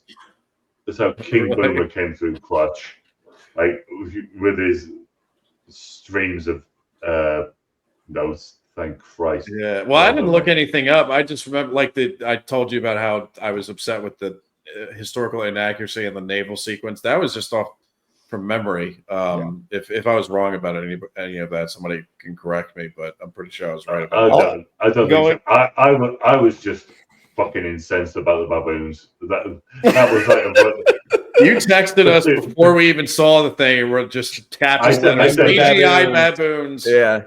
I thought CGI baboons. Don't forget. Yeah. I was like so upset when I saw it and I saw the baboons. I was like, oh fuck. Yeah. Come on. It was. Yeah. It was. All you had to definitely a weird one. Russell Crowe. Are you not entertained? Right. No, let's put some CGI baboons in. I'm really fucking happy they didn't throw that out there. Are you not entertained? I would have probably walked out if they did. Me too. That's the one callback that they can't do. No. But I felt like they thought about it. You know? Oh, I bet there's somewhere in this script where it's just someone, well, are you not entertained? Just somewhere that someone wrote that. Just to be like a little quirk between like politician. Oh God, that would have got -5 stars. Yeah, that would have ruined it all. All right, well, that is going to conclude our session for the day, reviewing Gladiator 2. It is in the books. Our very first review, so we're gonna. Hopefully, it went pretty well. This is our first time, so hopefully these will go smoother as we keep doing more and more. Like I said, we're going to be putting these up every Monday, and throughout the week, you'll see snippets of it. Of certain sequences in the film that we review, or we're going nuts on. I bet the naval sequence is going to be one of them, and the CGI baboons. Yeah. That'll be fun to put those snippets out. But yeah, we're going to be reviewing classic movies from here on out. If we all agree that there's a movie that we have to see, then we'll do one that's recent. But anyway, should we give a teaser? We were talking about doing Tim Burton's Batman from 1989 as our movie review. I think that'll be a fun one. Yeah. For me, I've never seen it, so I'm actually really excited. Don't hate me for that, but it'll be my first time seeing it, so I'm going in for all the cheese that I'm sure will be in the movie. I'm really excited to see how your reaction is, because I'm guessing you've seen the. I love Tim Burton. I just can't imagine him doing a Batman movie. I've seen snippets throughout my life, but I love Tim Burton, so this is going to be a shit show, I imagine. But I don't know, man. I'm excited either way. The Chris Nolan ones. I'm assuming you've seen like The Dark Knight. Yeah. Oh my God, Christopher Nolan Batman is what I grew up with, and that and the animated series. Well, that is Batman. My brother. Yeah. Batman Joker. So let's see. Which one is the Batman with the nipples? The nipple Batman. That is Batman and Robin, I think. Okay. That's Clooney. It's George Clooney. It is. Batman. Okay. All right. Yeah, with the back card. Yeah. We are not doing that. But sorry, well, why not? That'll be fun to review how bad that movie is. That might be up there with Mortal Kombat. That's right up there with Mortal Kombat. We got to do those two at some point. Get the fucking boat. Mortal Kombat is fucking amazing. We're gonna have a fun time. I think we found our good critics and bad critics for that one. How good it was. Yeah. We spent half an hour last night talking about how good Mortal Kombat was. So maybe that's down the pipeline at some point. But at some point, ladies and gentlemen, if you stayed and waited this long, thank you. Much love for everyone. And Batman, hopefully, in your pipeline. Yeah, should be happening soon. All right, we're going to get out of here. Everybody stay safe, and hope you all had a wonderful weekend, because this will be dropping Monday. So much love, and we'll see you again for the next one. Woo! Have a great day, y'all. Next Peace week, out. Guys. We made it. Yes, we did.